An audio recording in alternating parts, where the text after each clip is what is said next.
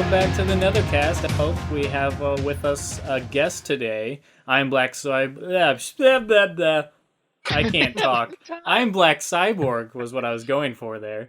And I have, as always with me, temporary username, Razor's Edge, and Shadowloo. And then we have with us the Django Drag. Is that right? Jay, Django, Justin, whatever you like. Yeah, Justin Slaughter is that guy. Yeah, behind the guy that, made our awesome intro and outro music and was making the music for the ill-fated HD collection remake or whatever that was spearheaded at TRMK. Yeah, that happened. Yeah, it's a shame because that stuff looked really good. Yeah, I was really into the sounds that you made, the revised MK1 score. It was really lovely stuff. I really do wish, hope, and pray that somehow, some way, like you cover the MK2 soundtrack at some point, because that was nice stuff. I really loved your take on the bit. Oh gosh, thanks, man. I appreciate it. I probably will at some point, but probably just for fun, since I don't think anything's gonna happen over there for various reasons. But yeah, that's another story. Yeah, they could have put the kibosh on that, but they did. People making fan projects should just keep it quiet until it's done. That way they can't stop you. Just subtly put out the torrent and sit back, and then everybody has it before you can. It happens all the time. There was this really high profile Chrono Trigger remake. I don't think it was 10 years ago. I was just about to say that. Yeah, and that's exactly what happened. They're like, and then Kotaku gets a hold of the story, and once that happens, then it's all over. Yeah, there's gonna be a Dragon Ball Quake mod called Balance of Power. And it looked amazing, at least for 2003, it looked amazing. And yeah, that disappeared, and they tried to make their own original characters to so it wouldn't all go to waste. And from what I understand, that didn't launch too far, but yeah, not every fan-made project can go the way of the Duke Nukem one or whatever that was actually embraced. So it's a shame when that happens because, like I said, with the Mortal Kombat one, that stuff looked very, very well done. And I was excited for that. I know a lot of people put a lot of effort into every aspect of that. And I kind of followed it along there before it did get killed off. And I was quite disappointed when I heard the news of that happening because obviously with what we ended up getting was nothing compared to what these guys were doing. So it's the 3D models that they came up with for this Mugen project look better than MK9. It was everything that Mortal Kombat HD collection should have become.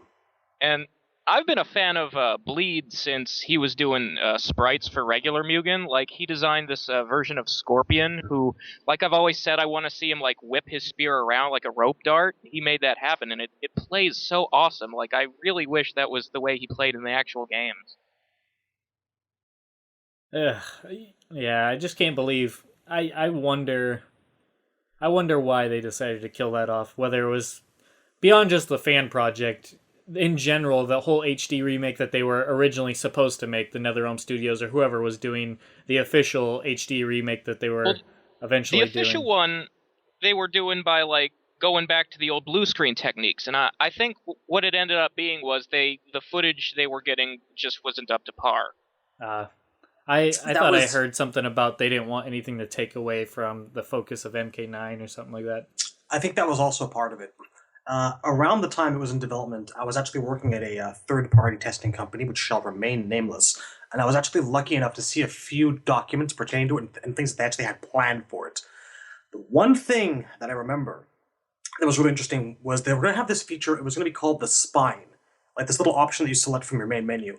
And it was going to show in pictorial form the history of the Mortal Kombat franchise, going up, scrolling through this twisting and turning spinal cord.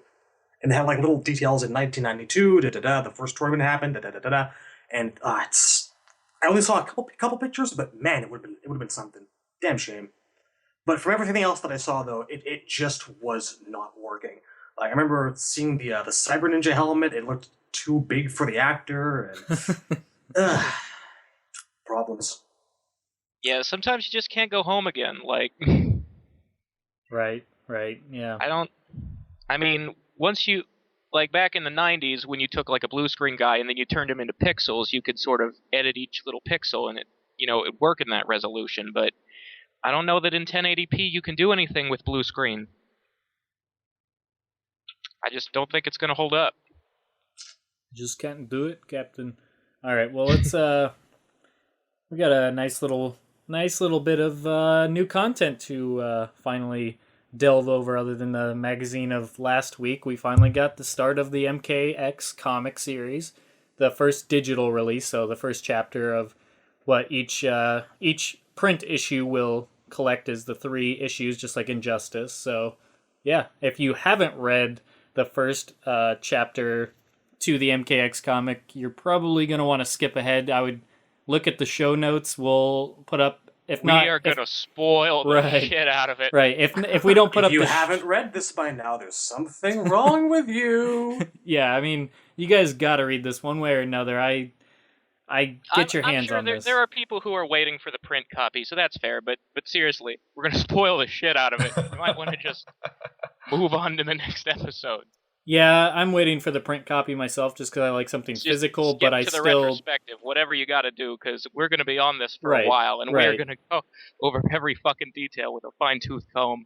Right, and so yes, look for the show notes. They might not be up right away, but if not, they will be up soon. And I would just wait till then to listen to the episode. But we'll have show notes, and you'll just want to skip to the retrospective. If not, or if you don't care about being spoiled, we're going to dive pretty darn deep into this and cover just about everything that was mentioned or shown in this. There's so much to talk about in this, and so many questions from people on the forums. And so let's just get right into this. So if it gets really bad, I can do the show notes in a way where the spoilers are literally like marginalized into like 10-second, 15-second segments or something like that. I can get really specific with it, so we'll find a way to work it out.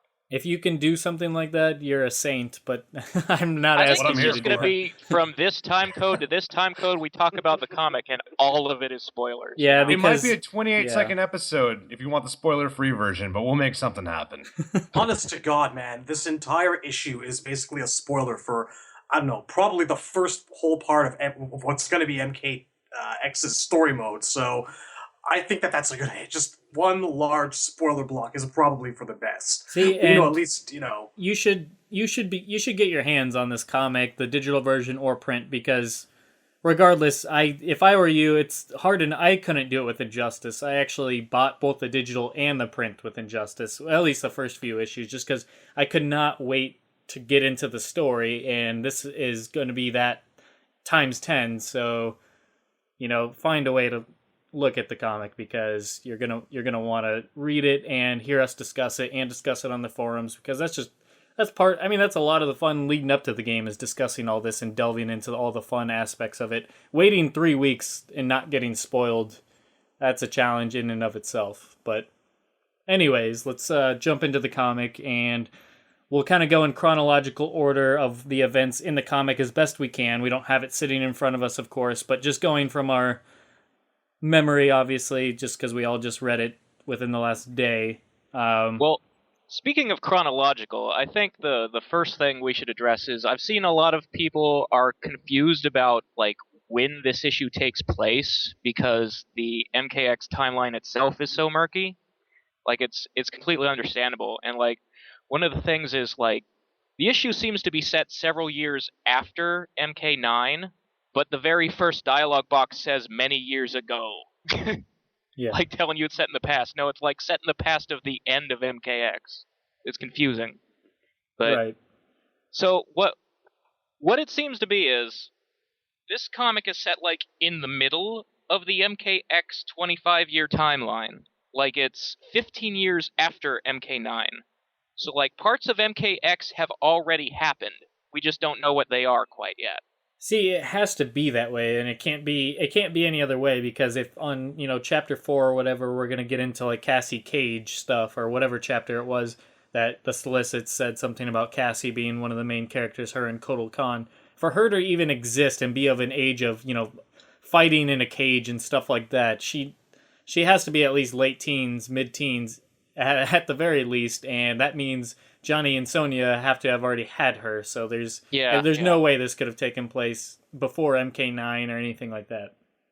Yeah. So, like, a little bit of context going in, which you find out in the middle of the comic, is that after MK9, there was a war with the NetherRealm, and this takes place years after that. Right, and that was kind of a shock to me, because it just goes to show how much MKX is really going to cover, and we've already had our concerns about that, and voiced them before on the 25-year span that it's supposed to cover, leading off from MK9. If the war is in that, obviously, the first few years, I mean, geez, the war itself could be its own story mode in game, so I'm quite curious to see what happens here. It like I said before, I was worried that the game story mode is going to be too short to cover things satisfactorily, but if the comic keeps going, it can cover those things, and that'll totally make up for it, Yes, exactly. And if anything's like the first issue, then I think we're in for a treat in getting a lot of that, character moments and in-depth character development, etc., leading into that story and everything that happens. So yeah, I'm quite intrigued to see what all they show. And anyways, let's jump into the start. It starts with Kenshi running away from Red Dragon members, including, or I should say led by Su-Hao at the time, and he's carrying his son, Takeda, and yes, so let's take it from there. What are your guys' thoughts of how it opened up and the first few pages leading into Scorpion and that whole big reveal and fatality, of course? Okay, well, as it opens, I mean, you don't know who the kid on Kenshi's back is right away. Like, it's sort of a mystery, and then you find out, oh, Kenshi has a son, and it's like, I thought that was like a really interesting way to go about it, and like just the idea of Kenshi having a son in the first place, because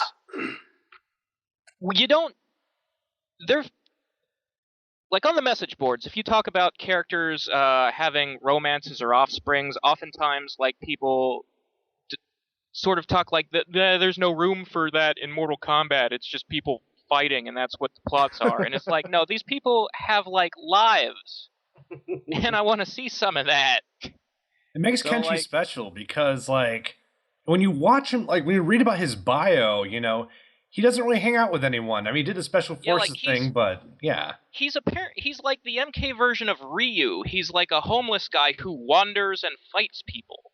Who's also really knowledge angry. That he had, like, a mistress in Thailand at some point in his life. He's also that really adds a lot good of looking. Color to him that Ryu doesn't have. Oh, yeah. He wouldn't know it, but yeah. He's a handsome dude. And for a blind guy, his wife is exceptionally attractive, so he lucked out on that. Yeah, well, hey, baby, I'm only in town for the night. Definitely not wife, just girlfriend, like, because the Red Dragons call the kid a bastard. I kind of wonder how they met, because, I mean, she already clearly knows her stuff. Stabbing a guy on the groin, slicing off the top of another guy's skull. Or they have common interests. Common interests? Yeah, there's probably, like, a fencing tournament. Kenshi was out one day cutting people. I see her cutting people. I like cutting people, too. You got a lot to talk about. Let us cut people together. But the choice of it being Kenshi to have a descendant, that came as a complete, total, very welcome surprise to me. Because, the theme just seems to be that you would pick certain characters who are known to have, like, vested romantic interests among the cast. Well, let's say it like it is. You expect all the fleshing out to go to guys from Trilogy. Kenshi's a new character. You're surprised when he gets shit. It's true. Because you don't really consider Kenshi the romantic type, or someone to actually kind of have a life apart from, revenge or working with the Special Forces. You use these pairings of Baraka and Melina, or Reptile and Chameleon, or Liu Kang and Kitana, or Johnny and Sonya. But no, Kenshi, out of all people. Way to go. I think it's an awesome character choice to have a descendant because, I mean, we can talk about where his son goes and kind of the twist that it takes throughout the comic, but I'm quite happy. I've always kind of liked Kenshi. I mean, obviously he's been kind of the golden child of the MKDA era and on, other than like Quan Chi of MK4, of course, but he's been kind of the chosen one. So some people that rub the wrong way, but I've always liked his powers, the way he looks, and his backstory I thought was really cool. So I think it's a really cool surprise to see some, like, I mean, I think we all can pretty much agree that it's likely that his son is going to be maybe a playable character in MKX, so I'm really excited to see that. Given all this setup in this issue, I mean, it seems like a foregone conclusion that all this backstory is because the kid becomes an actual character in the game. I'm wondering if he's going to play he's not like just Scorpion. the son of Kenshi. He joins Scorpion's clan. We also don't know if he carries any of Kenshi's powers. That's not... Kenshi's powers were all granted to him by the sword when he found it, but the sword is a family heirloom, so they really should go to like the next guy in line. That's what I'm Kenshi saying. Die or pass it on. Right, and it is from the sword, but I mean, who knows? I mean, if he is in the game, what kind of powers would he have? Obviously, being maybe raised up by Scorpion, it'll play into that much more so, but I don't know, I'm just kind of curious because obviously we're just all kind of speculating. Well, I mean, if you think about, like, Cassie is, in theory, the combination of Johnny and Sonya. So but he's going to be game, Kenshi and Scorpion. Has a little bit of them and plays more like Stryker, or like her own original character. Right. This guy is the combination of Kenshi and Scorpion, so maybe he'll have bits and pieces of both, but also have his own unique style.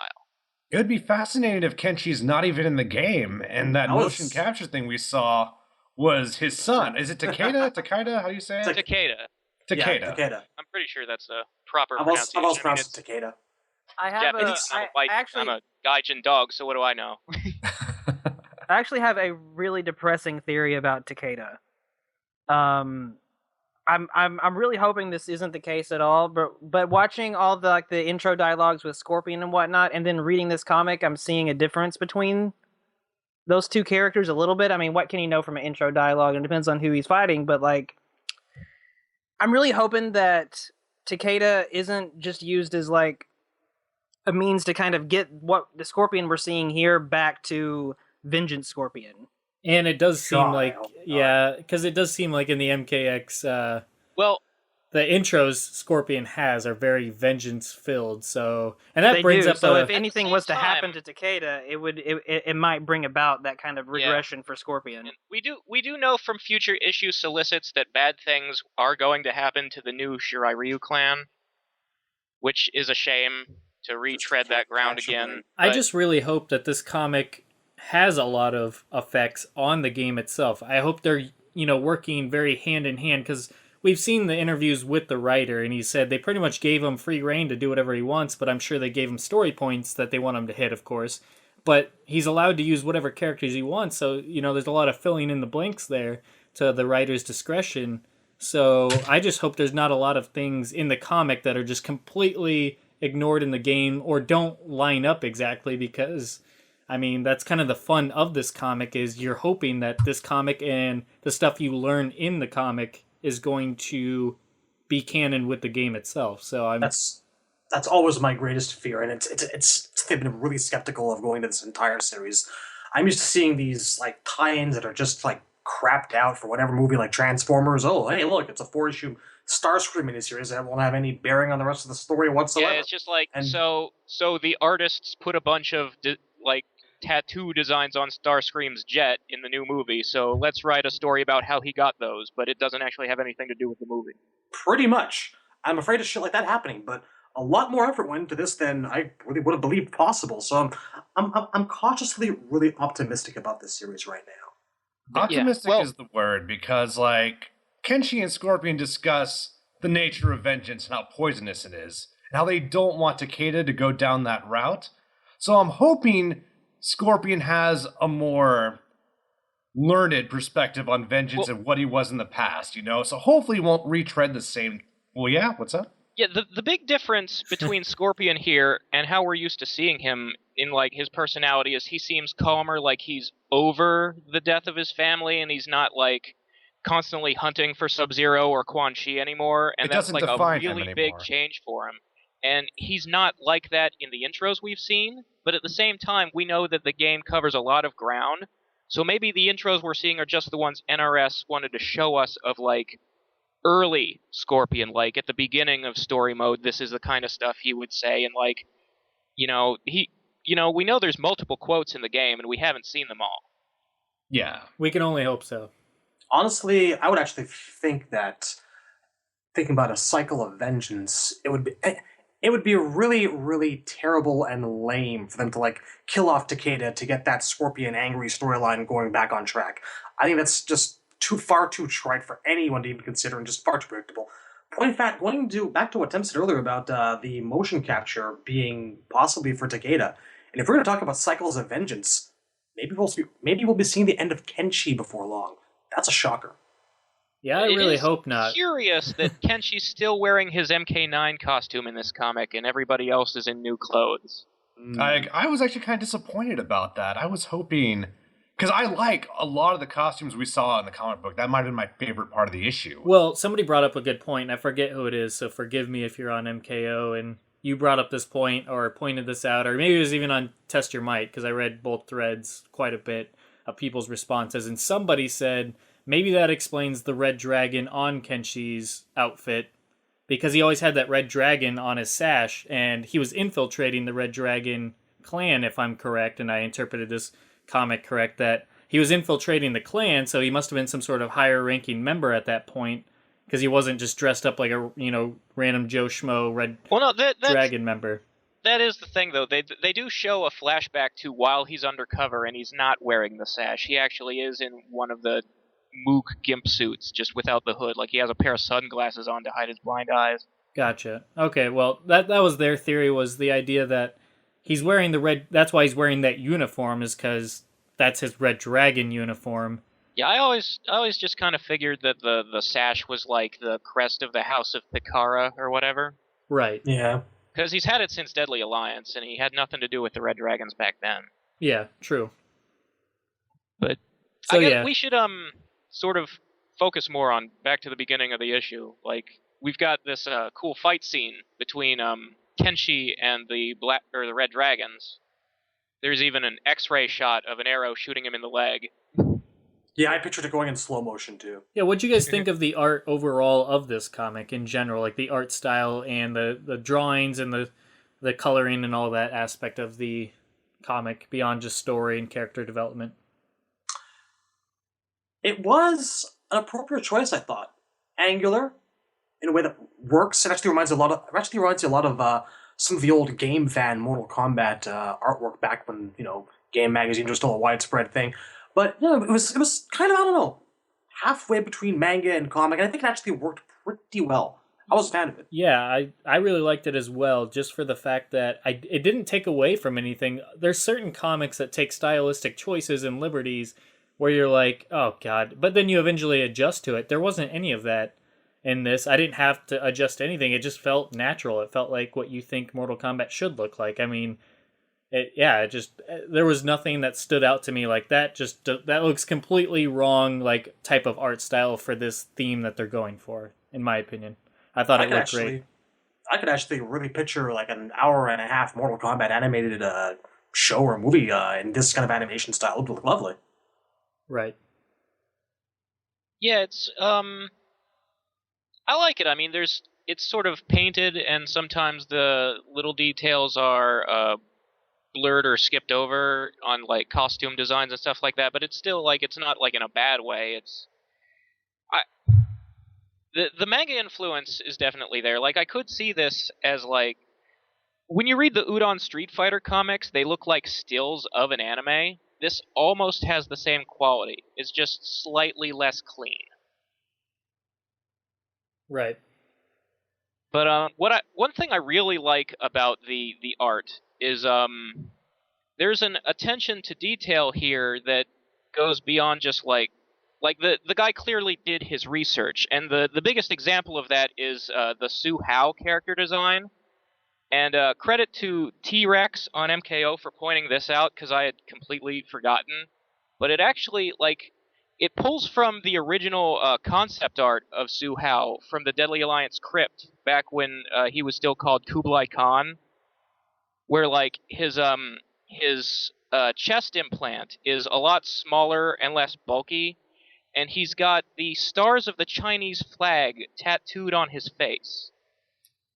And it's sort of subtle, but if you look close, it's there, and he kind of looks like a member of Kiss almost. But I think it I think it adds something to him, like because Su-Hao's such a bland character design. I think every little bit helps.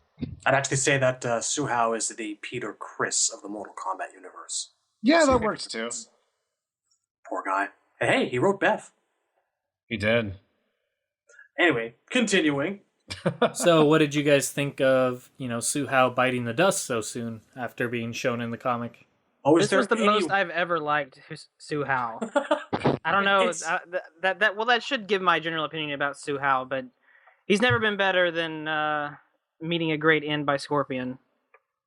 That was my thought originally. Pretty much, it's like they in 3 or 4 pages managed to give Su-Hao more kind of a character and make him a bit more interesting than he's ever actually been to me. And I think that we all saw him dying as soon as we saw him in issue number 1. It was a foregone conclusion. We knew this was going to happen. I mean, Su-Hao is a meme. The only reason to put him in there is to kill him. It would have been nice to spend a little more time with Su-Hao, and I guess if they had to kill anyone, he probably would make my list of people to kill, but I hope this isn't a precedent for all the characters I like from the Deadly Alliance Deception era. Like, if they weren't popular, let's axe them in the comic. I hope this isn't a pattern, that's a fear of mine, too. I hope, I'm stealing myself. Ramen doesn't show up just for 4 panels to get a fatality, so that there can be a fatality in that issue. Yeah, I'm stealing myself for it. They've already mentioned Cassie Cage in an MMA fighting ring, and I'm picturing Cobra with his neck snapped. It's gonna happen. It's just at the same time that would be a good showing for Cobra, just because it would actually fit his character. Okay, so we shall schedule our Cobra retrospective when he dies. All right, cool. It'll be like a funeral memorial. Cobra Kai never wait a minute. Wah, wah. I don't want Cobra to die, damn it. Well, maybe they'll let him sweep the leg before he gets... That's all I ask. Maybe she'll sweep the leg and he'll end up I don't know, permanently paralyzed or something. Maybe he doesn't have to die. Yeah, if Cassie sweeps his leg, I just want somebody's leg to be swept, damn it. Well, beyond exactly 1 tear. Beyond just the negative effect of obviously hoping that this isn't a common trend that we see a lot of the 3D era characters just get killed off or brought in just to get killed off. On a positive note, or just in a lighter tone, maybe this is pretty cool to think that this guy can use any character that he wants, and he doesn't have to get him okayed, or they can't just be we don't really want that character shown in there. It's now a lot of the fans of these 3D era characters will actually get to see more character development for the people. They probably won't be in MKX, at least most of them. So at least, them making the comic, that's pretty cool, especially if they aren't just brought in to get killed off. That's pretty awesome to actually see, someone like Frost or Asher show up, or Natara, or any of these characters back. I think you guys are crazy. I think Ed Boon is going to make Cobra, he's going to be the next announced character. He's going to be top tier. He's going to be amazing in MKX. That would be cool. I'd be all for that. Well, if he doesn't have, if they have to kill these characters, sweep the leg fatality. I really do. I'd take some Cobra DLC. I'd pick him up. They got making that roster. Though, It's not happening. If they kill Cobra in an MMA fight, that would be tight. I hope all the B-list characters don't just try to sneak into Scorpion's forest and get killed. That's not going to happen, but... The Battle of Armageddon 2, the Shirai Ryu Temple backyard. That would be funny if every one of them die the same way. Everyone's just fed to Scorpion's spear, and then he just rams his fist through their head. That should be a stage, totally kid on his back. Scorpion has his own stage where he's lurking, and he's the stage fatality. Yeah. Scorpion's forest. Or they just don't even put any effort into it. They're just really lazy about it. It's perfect. He's peeking from behind the trees like Smoke and Jade. Exactly. And he comes out, he just does one of his standard fatalities for the stage fatality. You start to notice it's the same panels from Su-Hao, but they just paint over a new 3D era character over. Just Photoshop him. Yeah. That'd be stage, but that'll be the next Living Forest in 11 or something. Having random 3D era characters just kind of wandering through the forest, and every so often A spear with a you'll chain on it literally just fight in the snaps out and Deception pulls Crypt, them. is what that is. They're never seen again. It'd be funny if it's a Meanwhile, character in that Scorpion's doesn't even Forest. if it's a character that doesn't even fit, like a character that wouldn't even get lost in a forest, like Draman, and he just looks all confused, and bam. No, man, they're always got to be led in by Kenshi. It's got to be That's the true. same thing every time. He Kenshi carries has them a all different in kid on on his back this time, though. Yeah, Kenshi's always running from something, and he's like, "Oh God, please don't! You were trespassing." This is what's going to happen to Moloch. Cage on his back. Scorpion hands Kenji's him a going to small run sack of into change. Scorpion's Forest with Moloch on his back. Cut to an owl looking sad somewhere. Aw. That owl has seen some shit. Can we talk about the line "Get out of here"? Oh yeah. Get out of here! I think that all of us at some point or another have done that line in that voice. It's nice to see it given some official recognition. All right, so what happened next in the comic? Obviously, Right, Su-Hao the got Red killed Dragon off. were chasing Kenshi, Yeah. and he led them into Shirai Ryu territory. So Scorpion shows up to kill Su-Hao and chase the rest of them away. And then we Cut to the Shirai Ryu temple where Kenshi and Scorpion are talking. Well, And I'll find out. just briefly say that I want that as a fatality, by the way. That shit was boss. it was. Continue. It was a really good fatality, but the shot where Scorpion is just like casually standing there with his fist in Su-Hao's head, it's a Yeah. little dirty if you're of The a certain eyeballs are mindset. hanging out. Yeah, but the head placement, like, I don't know, as far I as see what you Scorpion's this perspective, I don't know what Scorpion's doing there with Su-Hao's head, but He's fisting him. and maybe more. Skull fisting him. Skull fisting, yes. Yeah, it's yeah. Little Look, off. everybody's got a kink, man.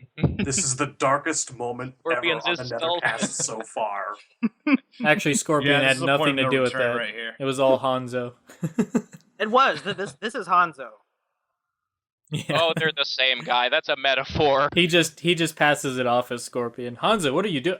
I'm not Hanzo it right wasn't now. I'm me." Scorpion. Get That's over weird. here. That's Hanzo. Scorpion Tampa- made me do it. Temp, I would like for this timestamp to be named Skull Fisting. Done. Continue. Make it happen. Alright. So, Okay, so we get like a nice after Su-Hao is killed off. We get a nice human kind of conversation between Kenshi and Yeah, like Scorpion Scorpion about can talk to Takeda. people without screaming about revenge for more than 5 minutes. Imagine Yes. Spoilers. He never says the word enough ever in this issue. huh. that. How about that? He never interrupts a conversation angrily. Enough! It's a Christmas miracle, is what it is. I cannot believe I'm sitting here reading a piece of Mortal Kombat fiction where Scorpion is alive and relatively docile. With a He's beard. reasonable. He's reasonable. He's got a beard. He's He got has a eyes. handsome beard, by the way. He's alive, and There's a we little saw. bit of gray in it. And we saw this when we saw like that footage of Scorpion doing the fatality on himself. He had a face under there, like when like the mask falls off. This is something that I think is actually clearly going to be followed through up in the games. Scorpion is still going to be alive in MK10.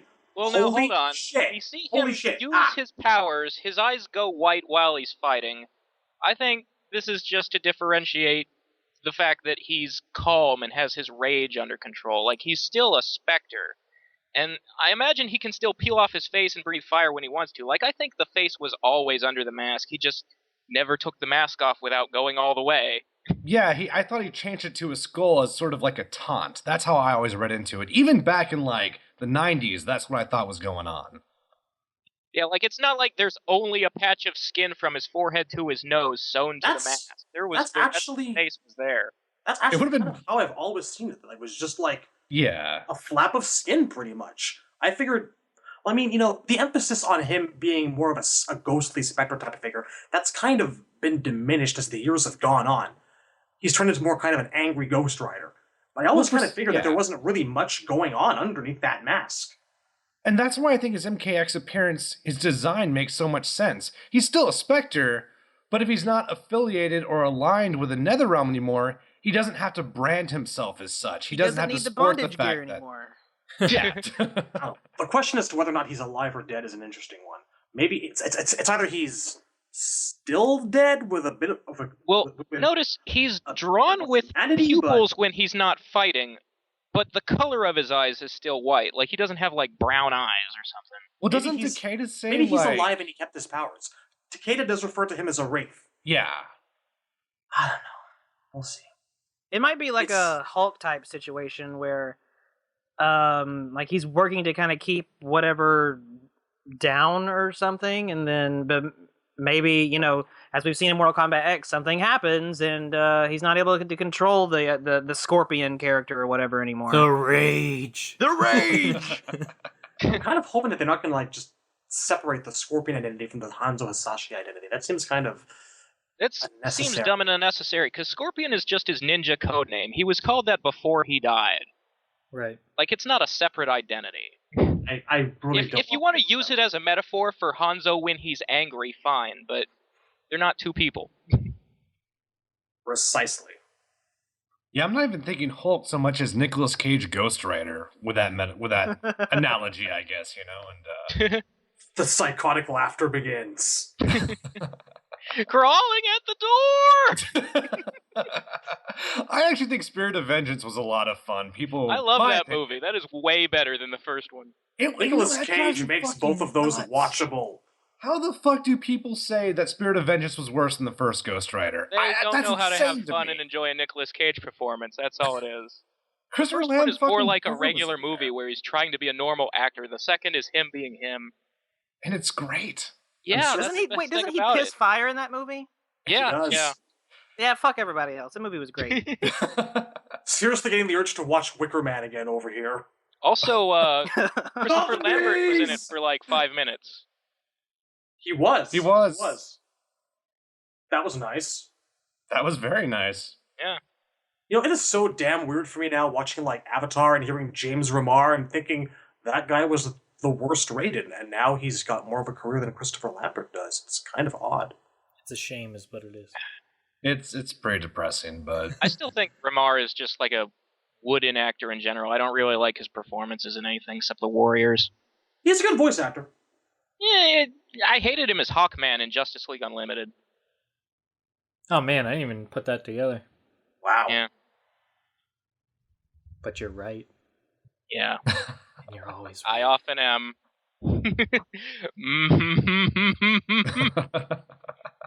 All right, so All what right, happens back to the next comic. what happens next in the comic?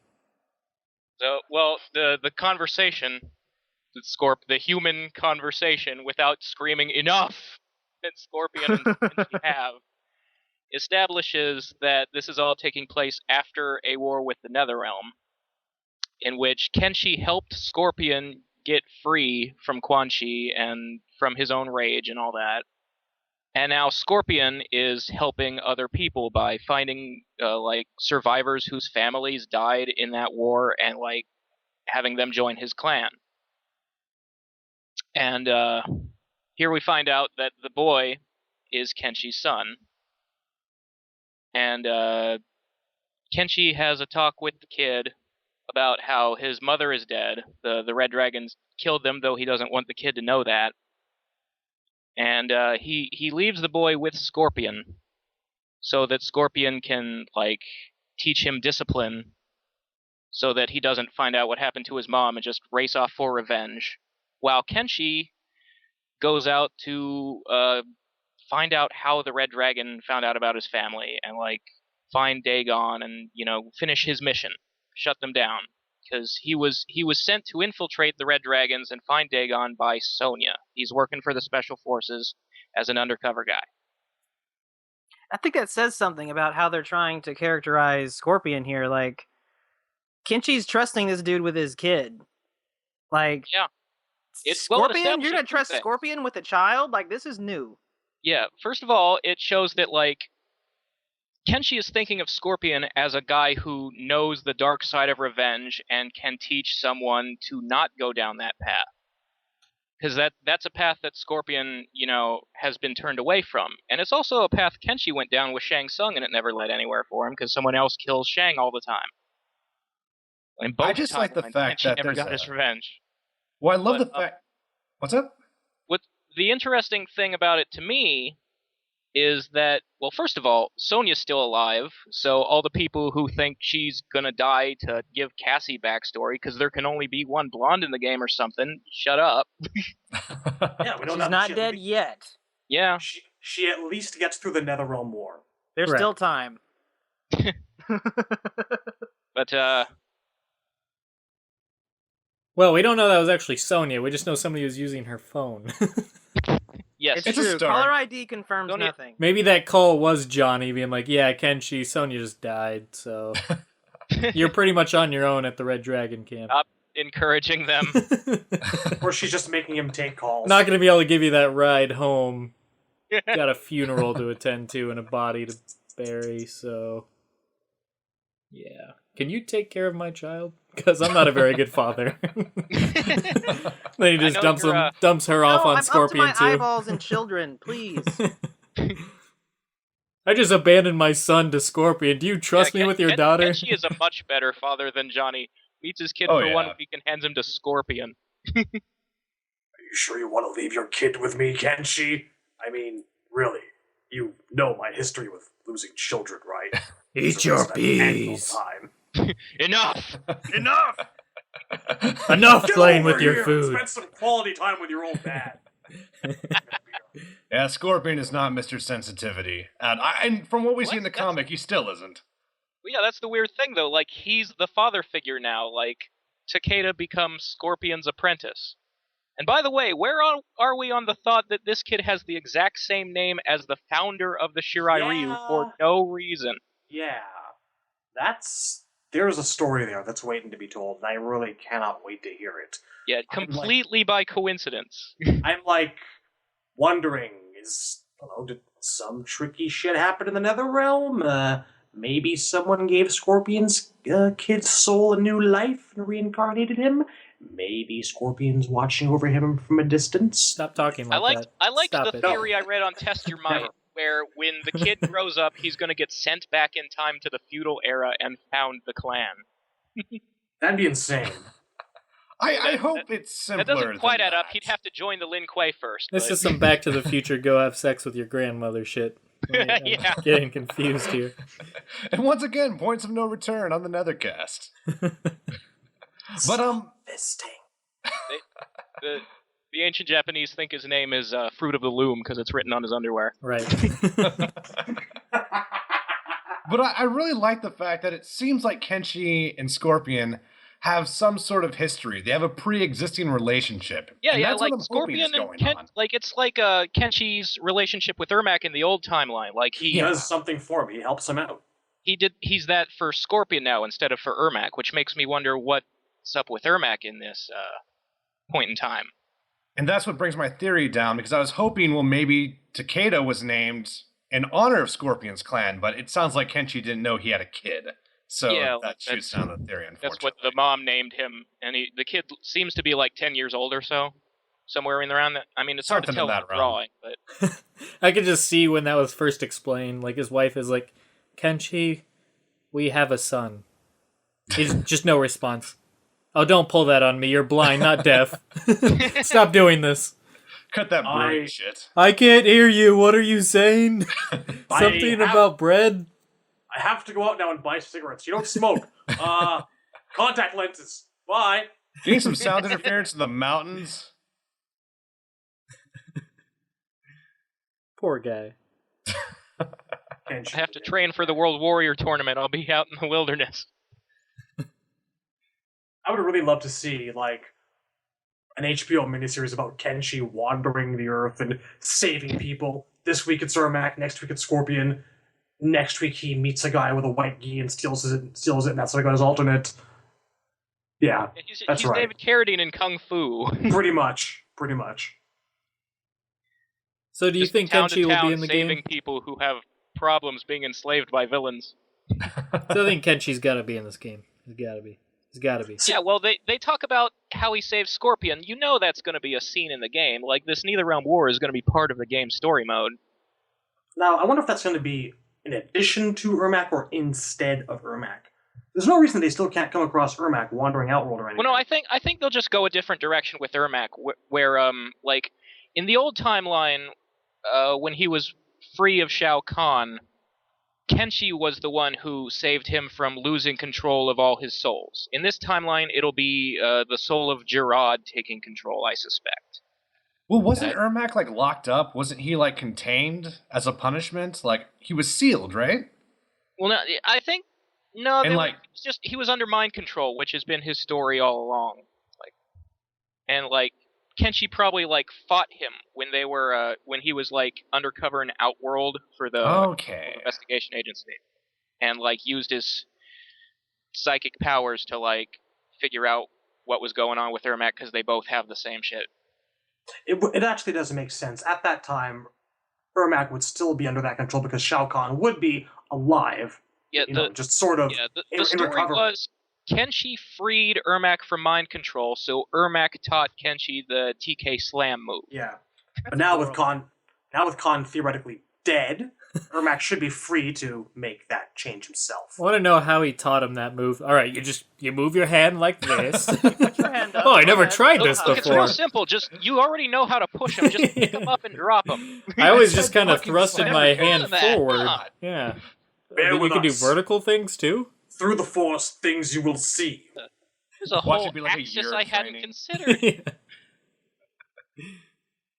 God, could you imagine left to right? No, too far.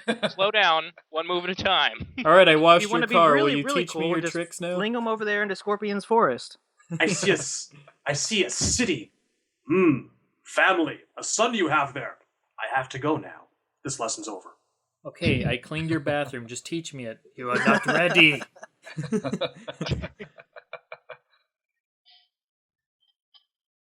But yes, next comic part. So, yeah, then we get to the end, which is my favorite part of the issue, and I will explain why shortly. But we see a Red Dragon temple burning, and there's henchmen inside having kind of a goofy little argument about who's attacking us, who would set the building on fire. And my favorite thing is one of these henchmen is a fat guy. He is fat. I noticed that. Sure, sorry to fat people out there. Regulations or standards there in the Red Dragon? Yeah, like, what is the Dagon doesn't have like a training regimen for these people? Like, maybe he was their hacker or something. Come on, maybe he's not fat. He's just big a sign in front of Red Dragon HQ that says "No fatties." Come on. Well, if he's just a hacker, why did they make him wear the GIMP suit? Yeah, if he's a hacker, he doesn't really need melee weapons, which he has. You're gonna look cool while doing your job. Yeah, he's carrying one of their little batons. Yes. He's wearing the skin-tight leather. Hey, listen, did Earthquake and Samurai Showdown get this kind of shit? No, he didn't. We all know what happened. He was a friend of a friend. Like He's someone's cousin. He got the job. He's just like Earthquake. He's a self-taught ninja from Texas, part of a biker gang, fully tattooed. He'll fuck you up. His name is Earthquake. Don't fuck with him. All right. Oh, well, it's Trimmer. Earthquake. That's what it is. Getting threatened I can buy that. Icicle to the throat by Sub-Zero. And Sub is wearing his MK3 costume. And it's it looks sexy, amazing. Yeah, just sexy outfit. It is fucking amazing. It's always been my favorite Sub-Zero costume in general, but this is a very good rendition of it. Yeah, because it's like, if you think about it, it's like Kuai Yang's, all of his good, like, all the good parts of all of his outfits mashed into one. It's perfect. Yeah. And that really threw me for a loop, because, like, who would burn a temple to the ground? Sub-Zero? Yeah, that's his first line is, "You'd be surprised." Yeah. He's like a box of matches in his back pocket somewhere when he's feeling funny. They'll never figure out it was me. So, so this Sub-Zero, the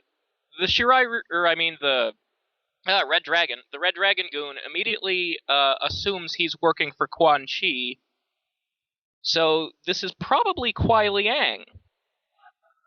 Because, when Bi-Han was working for Quan Chi, he was Noob, he wasn't Sub-Zero. Right. So Sub says Quan Chi's in the past. And apparently he's working for Raiden now. So, he's come back to life like Kung Lao has, apparently. that must have happened during this NetherRealm war we haven't seen yet. And he's infiltrating this place where the Red Dragons keep their artifacts, looking for a dagger of some kind. And that's when he's attacked by Kano, who uses the dagger to carve the scar from MK3 onto Sub-Zero's face. Fixing MK9's biggest mistake, I would say. And that's why the last page is my favorite thing that's happened Mortal Kombat related in like 6 years. But there's a little bit more. The dagger is a Kamidogu, and apparently it has some kind of curse that Kano mentions, because as he cuts Sub-Zero with it, Sub-Zero's eyes are turning red. Dun dun dun, what a twist. So, first of all, the Kamidogus are actual weapons now, not giant floating logos. Yeah. I actually like that. Yeah, I like that too. It's a step up. I liked it when one of them looked like a Pepsi logo. Yeah, no, we killed the one being with a big round shape. That's how the Elder Gods do it. It feels Like a little Frisbee bit into like the Marvel movies, how they kind of are treating the gems in the movies. Right, they kind of made them into yeah. different things. Yeah. I was thinking of that as well. But yeah, I mean, back to the really important part is, man, Sub-Zero looked amazing. Yeah, he looks like he's supposed to look. He has the scar again. And it's interesting. This costume, like, it's way too good to not be in the next game. It better be. Yeah, we all want that. I really think that they had like an image from an alternate costume, and that's what they're giving him in this. Like, that has to be. Yeah, it's too detailed and good, and like fans want it, and I don't know. I get the feeling it's going to be another costume, which fits because it looks like the Deadly Alliance costume he had too. He's just not old. Right, and this one has a mask on it, which is, I don't know, I just think it's perfect. It's perfect. If it wasn't happening before, it's going to be happening now. The mask shot off before he's carved up, so I wonder if the game version will have the mask or not. It could be like a variation thing. No, I don't think he has the scar. Yeah, like it's... Well, he has a mask when you play Unbreakable variation no matter what, so... Right. And that's probably, I mean, if I had to guess, that's what's going to happen. Like you have the skin, so when you play that variation, you'll have the mask. Otherwise, you probably won't.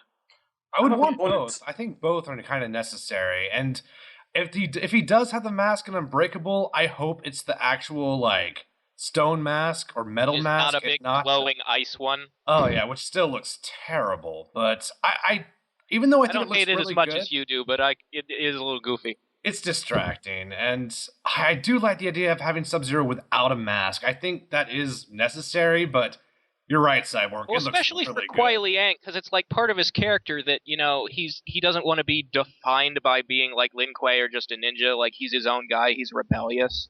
Yeah. Well, it's not just the addition of the mask to it. I mean, did you see the arm guards and everything? It just looks so much better than the wraps. The arm guards and are the ones... his costume had an MK9. Right, and that's what I'm saying. It's like the culmination of all the good parts from all of his outfits put together. You get the great mask, you get the cool chest piece from MK3. And there's no Lin Kuei logos anywhere. No Lin Kuei, no Grandmaster. Which makes sense since he's working for Raiden, and I mean, why would he go back to the clan? They turned him into a fucking robot. Unless he does the Grandmaster thing again, which I hope he does, because I always like that story. Right, it but sounds like he will, but it's as a variation. Here's the thing: when you bring Sub-Zero back and he's looking like this, that's like sending a message of, okay, we get it. That was your favorite thing about him. We're sorry we turned him into a robot. We'll make him good again. I hope so. Sincerely. Making him cool again, I think, involves giving him the Grandmaster role again. But there is a possibility that the one in MKX is a different Sub-Zero, and this might just be an alternate, kind of like... That is possible, because those quotes still lean towards some things Bi-Han would say, which I actually... It'll probably be both of them again, like like it was in MK9. That's what I'm thinking. It's going to be because the one of them is one costume and one of them's the other costume. And there's no scar in the other costume either, so that begs questions. I mean, still, that could be because it's before, like, that's the costume he wears during the NetherRealm War or something like that, but Right. Yeah. It's probably the two brothers are two different costumes, and they're both in the game. It would also fit with the dialogue, because maybe the outfits have specific dialogue to them, because if that's Right. the one before the NetherRealm War, then he's still fighting with Scorpion, and that's why he has that whole dialogue with him. Whereas in the alternate version, it could be more, look, it's fucking over. We cool? Well, that's what they did with like Jon Stewart in Injustice. Like he had his own stuff he said, and that was just another skin of Green Lantern. Yep. Well, I mean, you know what? it goes all the way back to Sector and Cyrax in MK9. Yeah. Because the human versions and the cyborg versions had different lines. But like it's kind of a huge question mark. Wait a minute, where's my booze? Hang on. Nice. Okay. That is a huge question mark. This this I'm glad you got that sorted out. I've been asking the myself question that of the question podcast. for the last hour. I know. Where is my booze? Okay, booze acquired. The biggest question, like, I don't think anything like it's just, if I can say words, we don't know what this curse is going to do to Kuai Liang. This is like something that's never happened, or there's no real chart or map. Yeah, like we never figured out what the powers of the Kamidogus were. Shujinko was just collecting them to put them on an altar. I really hope that nothing that happens to him is like rage related. That would be great. I really want to bet that this time, Shujinko, that poor son of a bitch, got like a hot tip from someone. You realize that Damashi means liar, right? And maybe sealed that son of a bitch in one or all the Kamidogus and just walked off. If you say that, then Shujinko goes yeah, I do speak Japanese. My name means main character. So it's going to work out in the end. Trust me. Just believe for a moment he can be happy. Feel sorry for him. He deserves your pity, not your apathy. Well, if he's so happy, why did the Red Dragons have one of the Kamidogus? Hey, just because he just got wise and decided to leave the damn things where they were doesn't mean no one else is going to go after them. I'm just saying. I just hope that he sealed Damashi in that thing, threw it away, or whatever, just went off, lived a merry little life, and just... Or maybe Shujinko took a trip to Scorpion's Forest. Yeah. Maybe he did. That's all it takes. He's fucking through the wrong woods, buddy. Oh, God. I really, wait. Maybe I've had too much booze. You can never have too much booze. Never. Oh, okay. No, I think you can. Not on this podcast. I'm pretty sure it's factually proven source. you can. Shadowloo says you can never have too much booze. On this podcast, what's you can never have enough. What's interesting is this Sub-Zero that we're seeing here is all about some doing shit for Raiden, whereas the Sub-Zero we see in the game isn't cool with Raiden. Yeah. So, like, Well, I either they are different characters, or something big still has to happen between this comic and then. Well, dialogue. I mean, Sub-Zero was there when Raiden tried to steal his soul. I mean, after Quan Chi had already bought it from Shao Kahn, but I mean, and that's something that's gonna, like, I want to see how Kung Lao addresses that. Like, all the guys who were dead, they know the skeletons in Raiden's closet, and yet this guy is still willing to work for him. It's true. He's still like just kind of or not. He's still picking up errands for Raiden or something, and it's interesting why he would be doing that.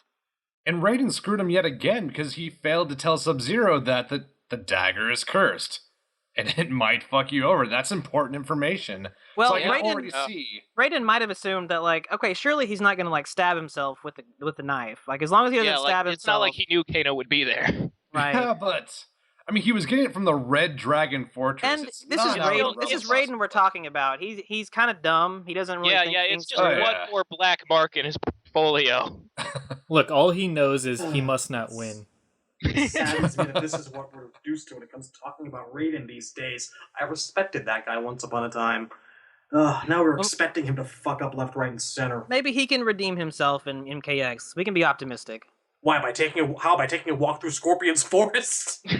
I mean, you know, whatever it takes. Perhaps here's where he must. We know in a future issue he will indeed take a walk through Scorpion's forest. That's true. Like, that's they're going to meet up. Next issue. Yep, that's what it is. Visit Scorpion. Oh god, no. Oh, this is fun. Indeed. So, have we covered everything? Have we missed something? I mean, we got the little details to to discuss and speculation on going I forward. want to talk more about Fat Red Dragon. You mean Trimmer? Earthquake. That's right. No, this dude is Trimmer. I swear. I know someone He's asked the really question, chameleon. and I think he it's certainly shakes the earth when he moves. Yeah, exactly. That's how he got his clever nickname. So are we? How long do you think? Like, or how many of these stories do you think are going to be direct continuations? Do you think 3 chapters will follow each other and then they'll start with a new kind of part in story? Do you think it's going to jump around in between chapters? We know that like the solicitations for issue, I think 4 it is, say that this is all leading up to like a war between the Black Dragons and the Red Dragons, which by the way, on that subject, they do name drop Dagon several times and Movado once, so I'm glad to see that. And again, I hope they don't just get like killed in one issue like Su-Hao did. Well, Movado can. I never liked him, but I like Dagon. I like that one little name drop from Movado. Movado said it was a bad idea putting this thing here. I almost figured Movado was kind of sensible. That seems like a good line. Yeah, like he seems like the smart one, but he still has a bland-ass character design. I like all the little name drops and Easter eggs and call-outs and cameos that seem to be packed into here. I mean, in one chapter, so that's a third of a comic print, we've got Sonya mentioned, we've got Movado mentioned, Su-Hao, Dagon, Kenshi's son, Scorpion, Sub-Zero, Kano, Kamidogu, Raiden. Like, we get so much of so many little things to like really chew on and speculate on. That's a lot. Let's not overlook the fact. I mean, you can if you want, but like our favorite boy Trimmer here, the fat guy, he says Blaze, and it's like emboldened. Yeah, now right. you could take that however you wanted to, but it's an odd like verb choice for that particular sentence. I think that's just like a silly Easter egg, because the sentence is, I think they were fucking blaze a building down just to steal an old knife. I think that's just like, haha, I'll make the word blaze bold so they think I'm talking about the character. Until they turn the page and they realize, oh, it's just Sub-Zero apparently. I don't know how I feel about Blaze. Like, if they bring him back in, they need to do some work. Blaze is a wonderful concept that got executed so. Yeah, I think Blaze has potential, but the problem is, the moment he's there, Armageddon's coming.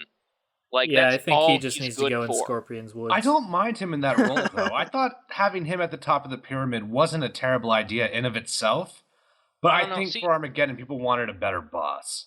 I sort of like the skinny version better, not in terms of character design, but in terms of like the idea that there's this guy who just wanders the realms, like watching and waiting. Like, he's sort of like the Watcher from Marvel.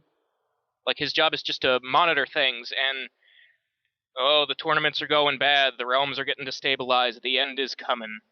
Like, it's his job to chronicle this shit, because he's supposed to be the herald of the end times. No, he's got to have a final form. It's got to be Giga Blaze, Ultra Blaze, whatever you want to call it. That's probably why I don't really care for him, because he kind of, at least in his Armageddon form, that kind of exists to serve the function of, you know, everything ending, and which led to a reboot, which I don't want to go down that road again. That would be... Yeah, like, if Blaze shows up just so they can kill him early to prevent Armageddon, that's what I'd like to see. Yes, he should get Moloch. Expecting that.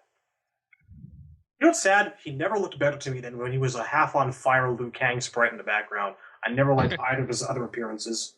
You see, I actually really like buffed out steroid Blaze. I thought all the Blazes looked good, even the... He reminded me of like Astaroth on fire. He was pretty much like Cinder Hulk. Yeah. Well, I'm kind of into that. His original design is pretty much just Cinder, too. I mean, it was, yeah. I liked the wristbands he had with the little flame logos on them. That was sort of the only sort of clothing he had, the only kind of like identifying mark that was more than just, I'm a man made of lava, I'm bald and I have plain white eyes. There's no detail to me.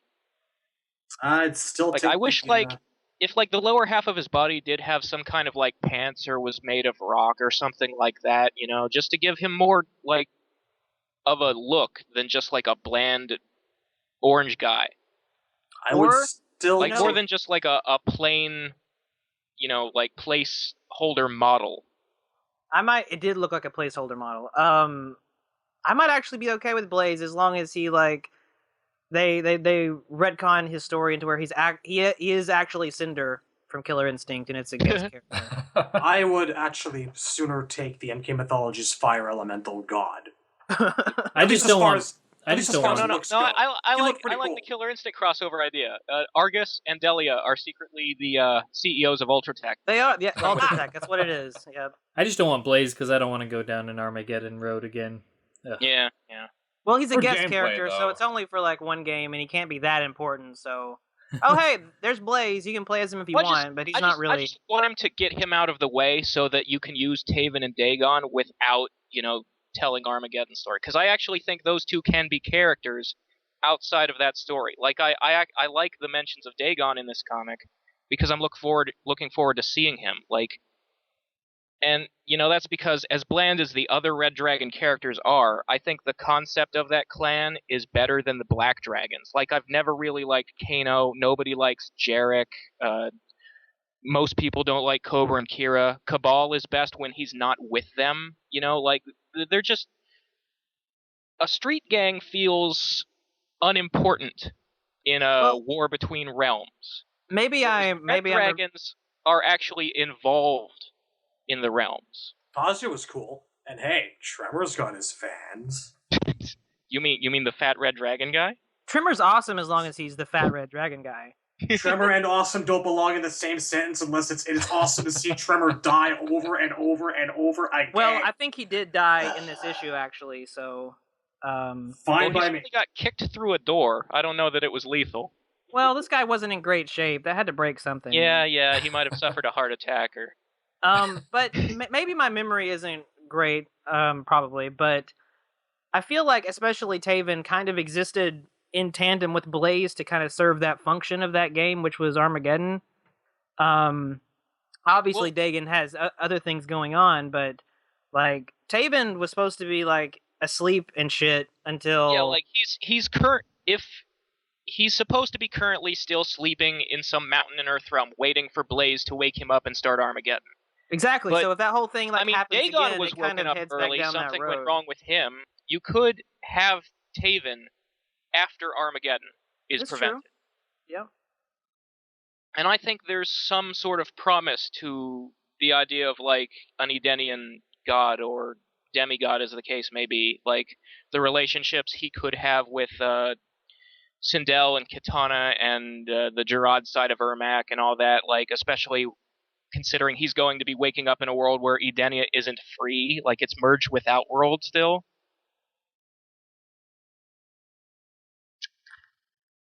There's some silence for you.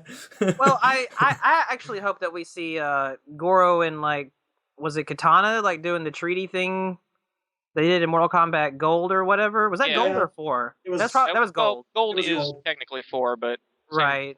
Same. I wouldn't mind seeing that play out again, but better. It was the best Goro ever got. Yeah, right. That's. I'm really hoping Goro is more than just a bad guy in this game. He has to be, otherwise why would they include him? I mean, come on. Well, I mean, they're only including him as DLC, so presumably in the base game you can only fight against him. Sure, which implies but I mean, antagonist. He's going to be a pre-order bonus, so he's probably... I mean, he's got to be already done, because you get him right away, so it's not like something that's incomplete. Like, I think when the game... When you get the game without the DLC, he'll just be an opponent you can fight. But when you get the DLC, you gain the ability to control him. Right. Sure, yeah, but maybe even... I mean, I'm not saying he'll have his own story chapter, but I could easily see him getting a story chapter, even though he's not selectable in Versus or Ladder, but... Yeah, I mean, being opponent only doesn't necessarily mean he's always going to be a villain. He could be on the side of the good guys at some point. I hope he is. Well, apparently he's vying for the throne of Outworld in an upcoming comic issue or something, so that's something true, at but least. I mean, yeah.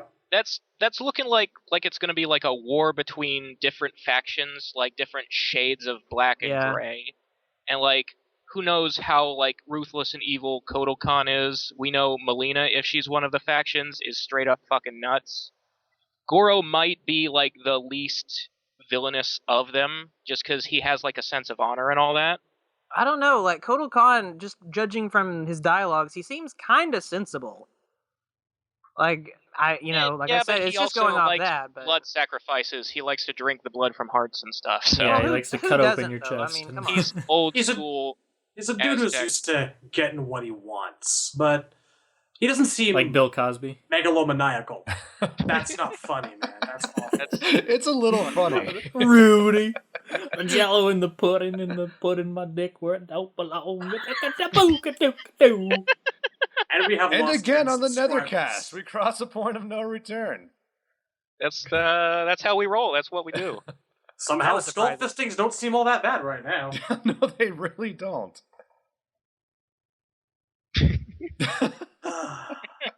Where's my booze? Well, anyways, What Temp, if I told you? you want to pull up? This is why we can't be featured on the front page of MKO anymore. No, this has Like nothing to Rizzle, do with it, Frazzle, but Wiggle, I wish it was. Wobble, call, That would be much simpler, wouldn't it? Yes, it would be. Temp, you want to pull up some questions so that way we can kind of get those out of the way and lead our discussion so we don't forget those? Yeah, we got some of those today. Let's see. I feel like we've covered some of them, but I'm sure there's some out there that are worth talking about and discussing because I remember reading over them and there were some definitely good questions. We'll see. Some of them are character retrospective relevance, so I'm trying to dig through the ones that. Go into the new Nethercast thread, the one that I made. Ones? The Alright. the Nethercast thread that I made was pretty much all story, comic book related stuff. So, Well, while I'm doing that, Justin, what is your drink of choice tonight? Oh, it's Jim Beam. That's a good Nice. whiskey. It's not bad. It definitely gets the job done. You're drinking up classier than I was on Christmas Eve. Jim Beam, good stuff. I mean, yeah, it's no Don't play makers, around. and I prefer Fancy wines. what was it? I prefer Jack Daniels or something like that. But yeah, it's not bad. It works. Yeah, well, I mean, like, I'm more of a Scotch guy, but I love bourbon. That was one of my Oh. first whiskeys, so. And even the Scotch I'm drinking now isn't real Scotch; it's made in Japan, but it's virtually speaking, Japanese it's- Scotch? This sounds fascinating. see, I don't waste it's my amazing. time with that stuff. I just go straight to the Coca-Cola, that is. Hey, have I'm a- drinking that too, so Yeah. it works. Nothing wrong with that. I have a well-documented wine problem. Razor, what's your poison?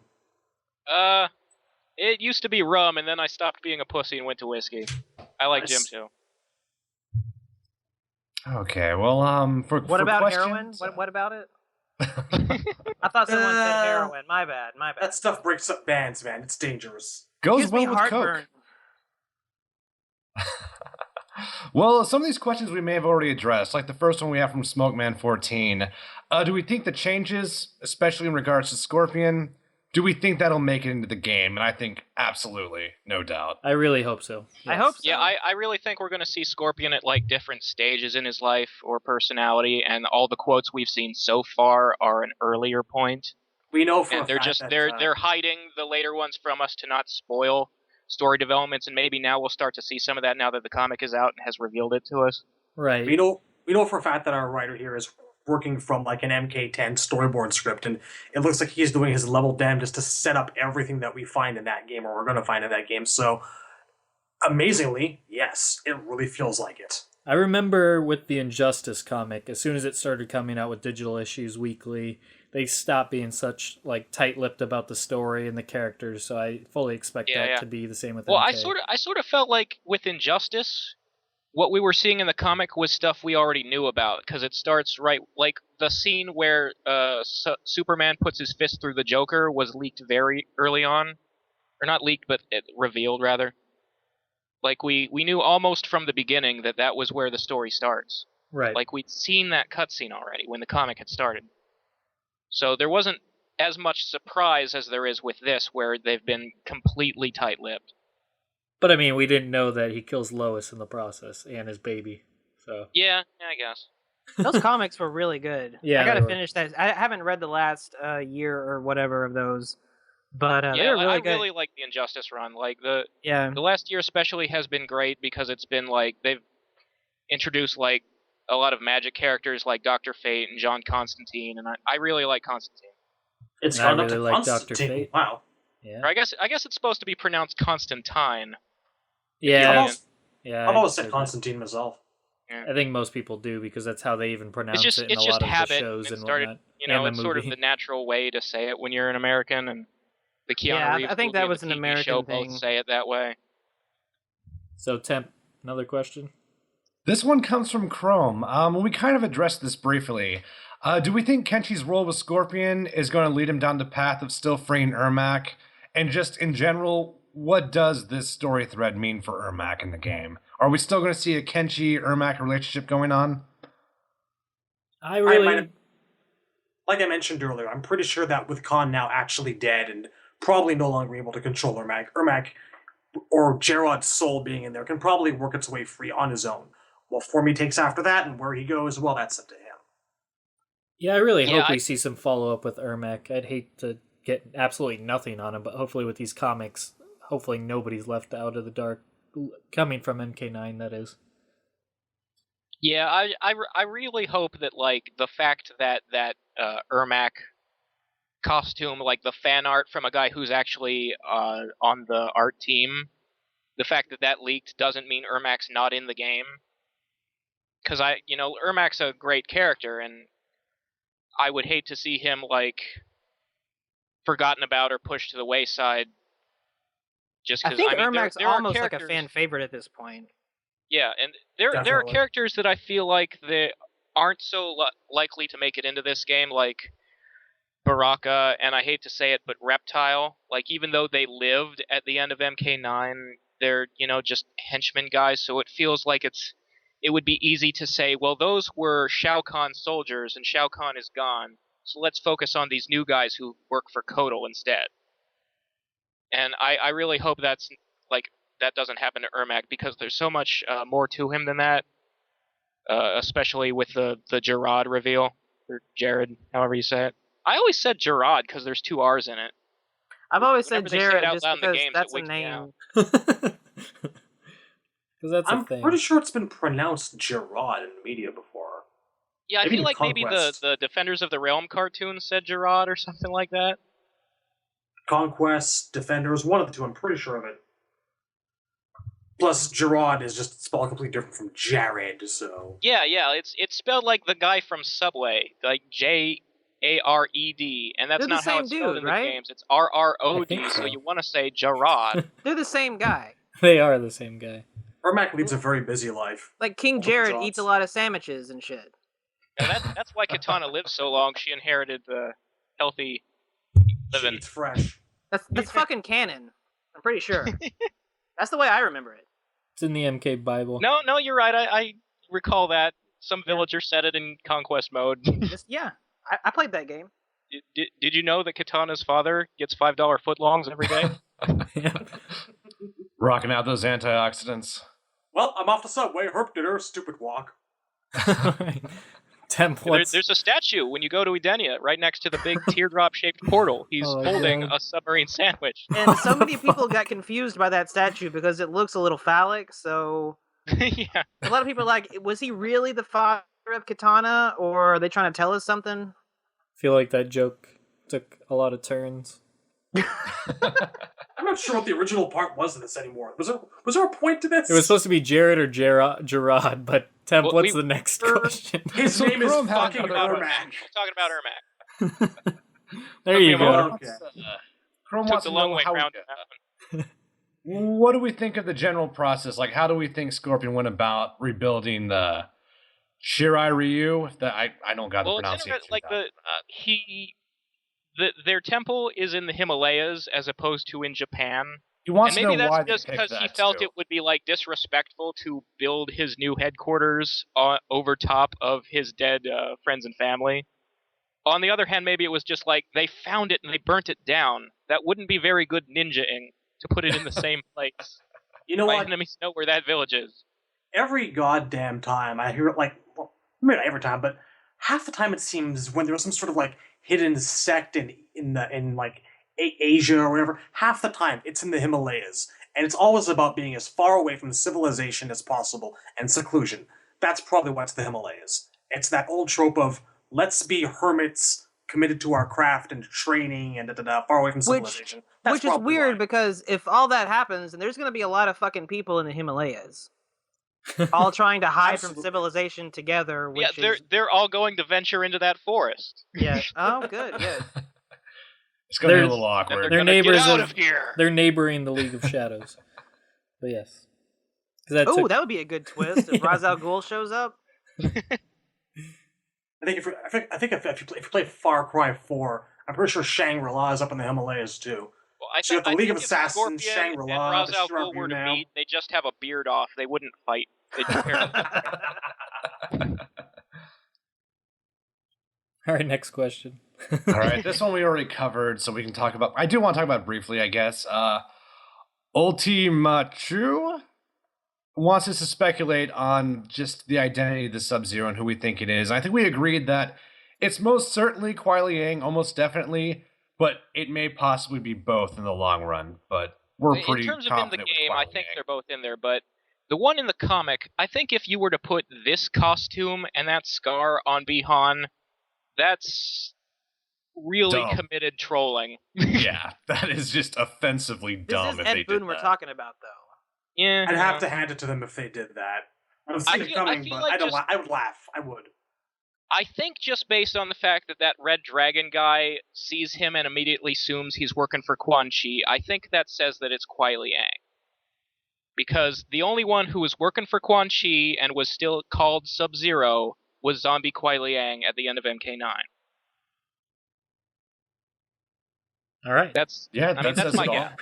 That scares me because that really implies that all those poor bastards under Quan Chi's control really probably got a reputation for doing terrible things under him.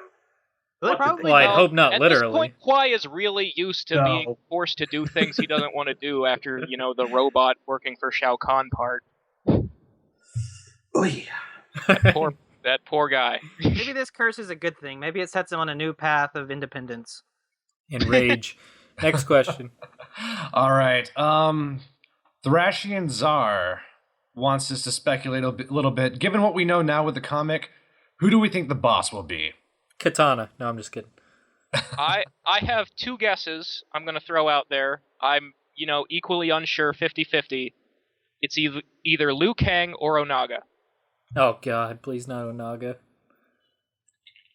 Will it possibly be a female? Is there a female in that contending pot? No? I'm going to say this time that Onaga is probably going to be out of commission as in never wakes up. That's not who I see it happening. You know what? Just batshit insanity. I'm just going to say the Great Kung Lao. At this point, I have no idea. So your guess is as good as mine. I'm going to say the Great Kung Lao because people have been wanting to see that guy in an MK game for some reason, in some form, for years now, and what the fuck, right? All Mortal Kombat rumors happen sooner or later. Hello, Scarlet. So why the hell not? Someone's going to conjure up the Great Kung Lao soul. It's going to be terrible, and people are going to pay for it. So there you go. There's my point of view. All I can say is it better not be Onaga. I hope Onaga and Armageddon are avoided. I feel like they've pretty much established it's not going to be Shinnok at the end, with the fact that this NetherRealm war is already over when the comic starts. Right. And I think there are two categories when it comes to 3D characters. There's the guys Ed never wants to use again, and there's the guys they might think they can fix. Or we liked this, but it didn't turn out the way we wanted to, so yeah, we'll give it another try. And I think Onaga might fall under that. Or, I think there'll be a twist to it, though, like it's not just going to be that he possessed Reptile again. It could be Reptile, like Onaga tries to possess him, gets the body, but still has control of his own mind. Or it could be like a servant of Onaga who steals Onaga's power for himself. Am I the only one that just doesn't want to relive Deception and Armageddon? Deadly Alliance? I don't. I really don't want to do that again. At this point, the Kami Dogo are different. They're cursed. One of them's a weapon. I just feel that we're just at the starting point of veering all the way away from that story. And I think something happened. I don't think that Shujinko completed his journey at all. Because if you're going to give us a storyline reason, and I'm not going to go on a rant again like last episode, but if you're going to give us a storyline reason of a reboot in that Raiden goes back to change events and prevent Armageddon, yeah, sure, there's that there's that potential that he goes right back into Armageddon and just completely, shits the bed on that one. But I think the idea is we're supposed to veer off very dramatically after MK4's events, and I think that's what that's what I expected to get out of Yeah, this. but I think it's a question of which events do you regret and want to avoid, and which ones are worth doing over again. And I think I really liked Onaga as a boss, and I don't think there was necessarily anything terrible about the Dragon King storyline. And I think there's a way to revisit it without doing it exactly the same. And I think they might be thinking the same thing, which is why they're reintroducing the Kamidogus in the first place and stuff like that. Maybe it was just the way that Onaga looked, but as soon as I saw him, I was like, he looks kind of dorky to me. He does look awful, but that doesn't mean they can't redesign him. Yeah, he could totally get a He does. I'm sorry. He always looked awful, in my opinion. That 3D engine really didn't do anyone very many favors. No, it didn't. If he came back nowadays, he'd look better. I didn't like him. I didn't like his boss battle, and I'm not obviously in a 2D engine they can completely revamp him and make him cool and whatnot. I'm just saying, I fear that we're gonna go back down that stupid paint yourself into a wall of making the next boss somebody the all powerful guy. Like Onaga was supposed to be the one being, and where do you go from there? And I don't want to go down that road. Can't we just have Dagon or something at the end of this or something like that? Why can't we? Ugh. You know what wouldn't be? I mean, it wouldn't be horrible. And I'm just gonna throw an idea out there just for the sake of fun. I don't really want to see Liu Kang be the big bad because I don't know, that just seems a little obvious or something to me. I don't want Shinko to be the big bad. I don't want Shinko to be one either. There's been a significant trend of doing dumb things with Liu Kang. Making him a zombie, making him turn against Raiden. He's an outright bad guy in Legacy. Nobody seems to know how to treat Liu Kang with respect as a good guy. I don't like it. I'm just saying I expect to see more of it. It's true. I think but that actually, if you look right here, what's up? I just want to say that I think that MK9 did Liu Kang a lot of favors. It gave him a brain. At the end of that story, I was really rooting for Liu Kang. Deadly Alliance gave him a break too. At the end, I felt Liu Kang was right to turn against Raiden, but I also feel like they wanted us to root for Raiden because we know that the visions are real. We know that in the end, he does save the world. We're supposed to look at Liu Kang as he went too far, he jumped the gun, and I never felt that. I was rooting for Liu. But at the same time, the Liu Kang we see in MK9 is not at all the same character personality-wise as the guy Ho Sung Pak played in MK1 and 2. This is true. I think it's a good thing. Why don't we just get Raiden as the big bad? Because the character that Ho Sung Pak played in MK1 2 was boring. People have always say that. I just think that was because of the way those games were made, where the story was a subtle you have to read between the lines thing because those bios were so short. See, to me, the story of Liu Kang is one of a guy with a Batman-like no-kill code struggling to uphold it and not fall to temptation. And you never actually saw that in any of the games. It was implied. Well, yeah, I mean, sure, he started going a little bit darker after MK2, but his storyline was just pretty basic. I mean, if you want to talk about revenge, that's something that Scorpion already kind of had a trademark on. I felt that MK9 was the best and most interesting that Liu Kang ever really got. And Scorpion and Sub-Zero have always, at some point, they became MK's real main characters. After, people just, they didn't want Liu Kang as the main hero. Or if they did, they didn't care. Well, there was an oversaturation because Liu Kang had been the main character for, the 6-7 years straight, however long it was from MK1 to MK4. Yes, he was the Hulk Hogan and he passed it off to the John Cena. Opinions of Liu Kang would be radically different if he had a different role in MK4. If you make him the hero of 1 through 3, and then he retires and he trains Kai, and Kai was the new good guy. I think people would even not Sub-Zero. I hate think Boo could have the way been a contender. Sub-Zero could have taken down Shinnok. I would have been for that. What do you think Yeah, of the idea of... Kai doesn't have to win the game. I'm just saying if he had taken the main Shaolin character role and Liu had stepped back. What about the idea of Raiden becoming the bad guy? Even though we kind of seen that with Dark Raiden, but he was never the end boss. What if we see Raiden just get frustrated with all the shit that goes down, and then Fujin ends up replacing him as the good protector like we all want him to do, and Raiden is the bad guy? I've said before, Dark Raiden is the ending I want. It's not the ending I think they'll give us. Dark Raiden just makes sense because Dark Raiden was a product of... Yeah, I was about to say. I mean, I was always under the impression that Dark Raiden became Dark Raiden because when he was reborn, he was under the influence of the One Being in a way that was never there before. So Dark Raiden could very well happen again. Does anyone disagree with that? They hinted sort of multiple explanations. Like the official one that they gave in the Armageddon bios was that because Quan Chi, Shang Tsung, and Raiden all died at the same time, their souls kind of rubbed off on him. Really? I actually did not know that. Oh, that's some very unfortunate phrasing. Yeah. But Bukkake. The implication all throughout Deception was the reason Raiden was dark was he was being influenced by the One Being the same way Shao Kahn was, because Shao Kahn used to be a good guy when he was God of Outworld, and then he went crazy and made himself Emperor. And like Raiden was going down the same path, was what the story they were trying to tell. And I think there's a way to do that without killing Raiden and having him be reborn, because, I mean, he was already losing his sanity by the end of MK9. Right. I don't know. That's just what I would predict if there's so much hate for Deception, because for me, like, I don't know. I always thought Deception was the visual design artistic peak of the series, but that's me. Yeah. I love Deception. In terms of art style, I think Shaolin Monks was the peak. But Deception is sort of in that same chapter, like they influenced each other. Yeah. All right, well, wrapping this question back up, who does everybody think, if you had one guess, who the boss will be? I'm going to go with Raiden just because I don't know, I kind of see that coming. Temp? Other than Shujinko, Liu Kang, probably. Do you think it's going to be Shujinko?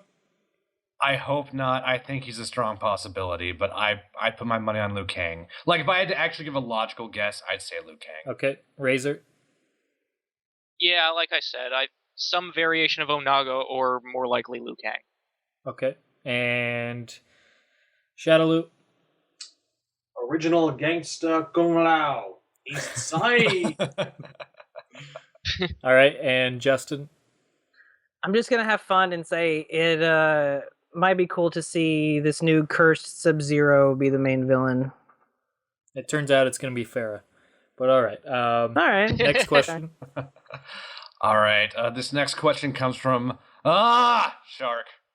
And his question is we might not be able to get to this. Is there an exclamation point in his username? There isn't. Or is it just all caps? No, it's all lowercase, but I toned it down when I got to Shark because there's no punctuation. Maybe it's not a scream and then Shark. Maybe it's Shark. Well, it doesn't have to be like a sigh. It could be like an enjoyable. I know, exactly. Yeah. Either way, it's a great line reading. Sharks are pretty relaxing. They can be either. Oh yeah, they're much safer to be around than dolphins. Right. Oh yeah, sharks, a docile creature. I'd rather be eaten than raped. So what's the question? We may have to put this off till next episode because he wants us to discuss general thoughts on the races, like the Tarkatans, the Sorens, or we'll get into that on a future episode. The thing with this thread is we're going to have all of this to keep, so I'll kind of maybe I'll take them all and put them in the original post and cross off the ones we've answered, so that way we have a good track of them. In a nutshell, I'll say I certainly as hell do hope to see those races at least make cameos in MK10. Although, God, for all the things that we're already hoping to see in that story mode, Lord knows some of us are going to come away disappointed. I just hope that if we see the races, we see variety. Like, the difference between Goro, Kentaro, and Shiva, I want to see in Tarkatans. That's all I'm saying. Agreed. Baraka's ending was lovely. All I know is I don't see people in terms of race, but that's just me. These So words are that's a question that's a bit hard for me to answer. You're one of those Jade's not black, she's a Denian guys. Yeah, exactly. African Adenian. All right. Well, we definitely do appreciate the question. Shark. We'll get to it. It's coming. Shark. Shark. All right. Well, for the next one, we have Prepare Yourself asking, do we think Dagon will play a key role in the story of the comic? I think so for sure, but he wants to know about the game. Do we think he'll translate into the game? As well as I've said, I like Dagon. I would love to see him in the game. I don't think he's going to make it. I think that the current story arc the comic is starting, we know it ends in a war between the Black Dragons and the Red Dragons. I think that's going to end with Kano getting kills. It's just to set him up because we already know he's in the game and everybody loves Kano. People don't like the Red Dragons. I think Dagon's going to end up at the end of his knife. Agreed. Dagon's probably comic fodder.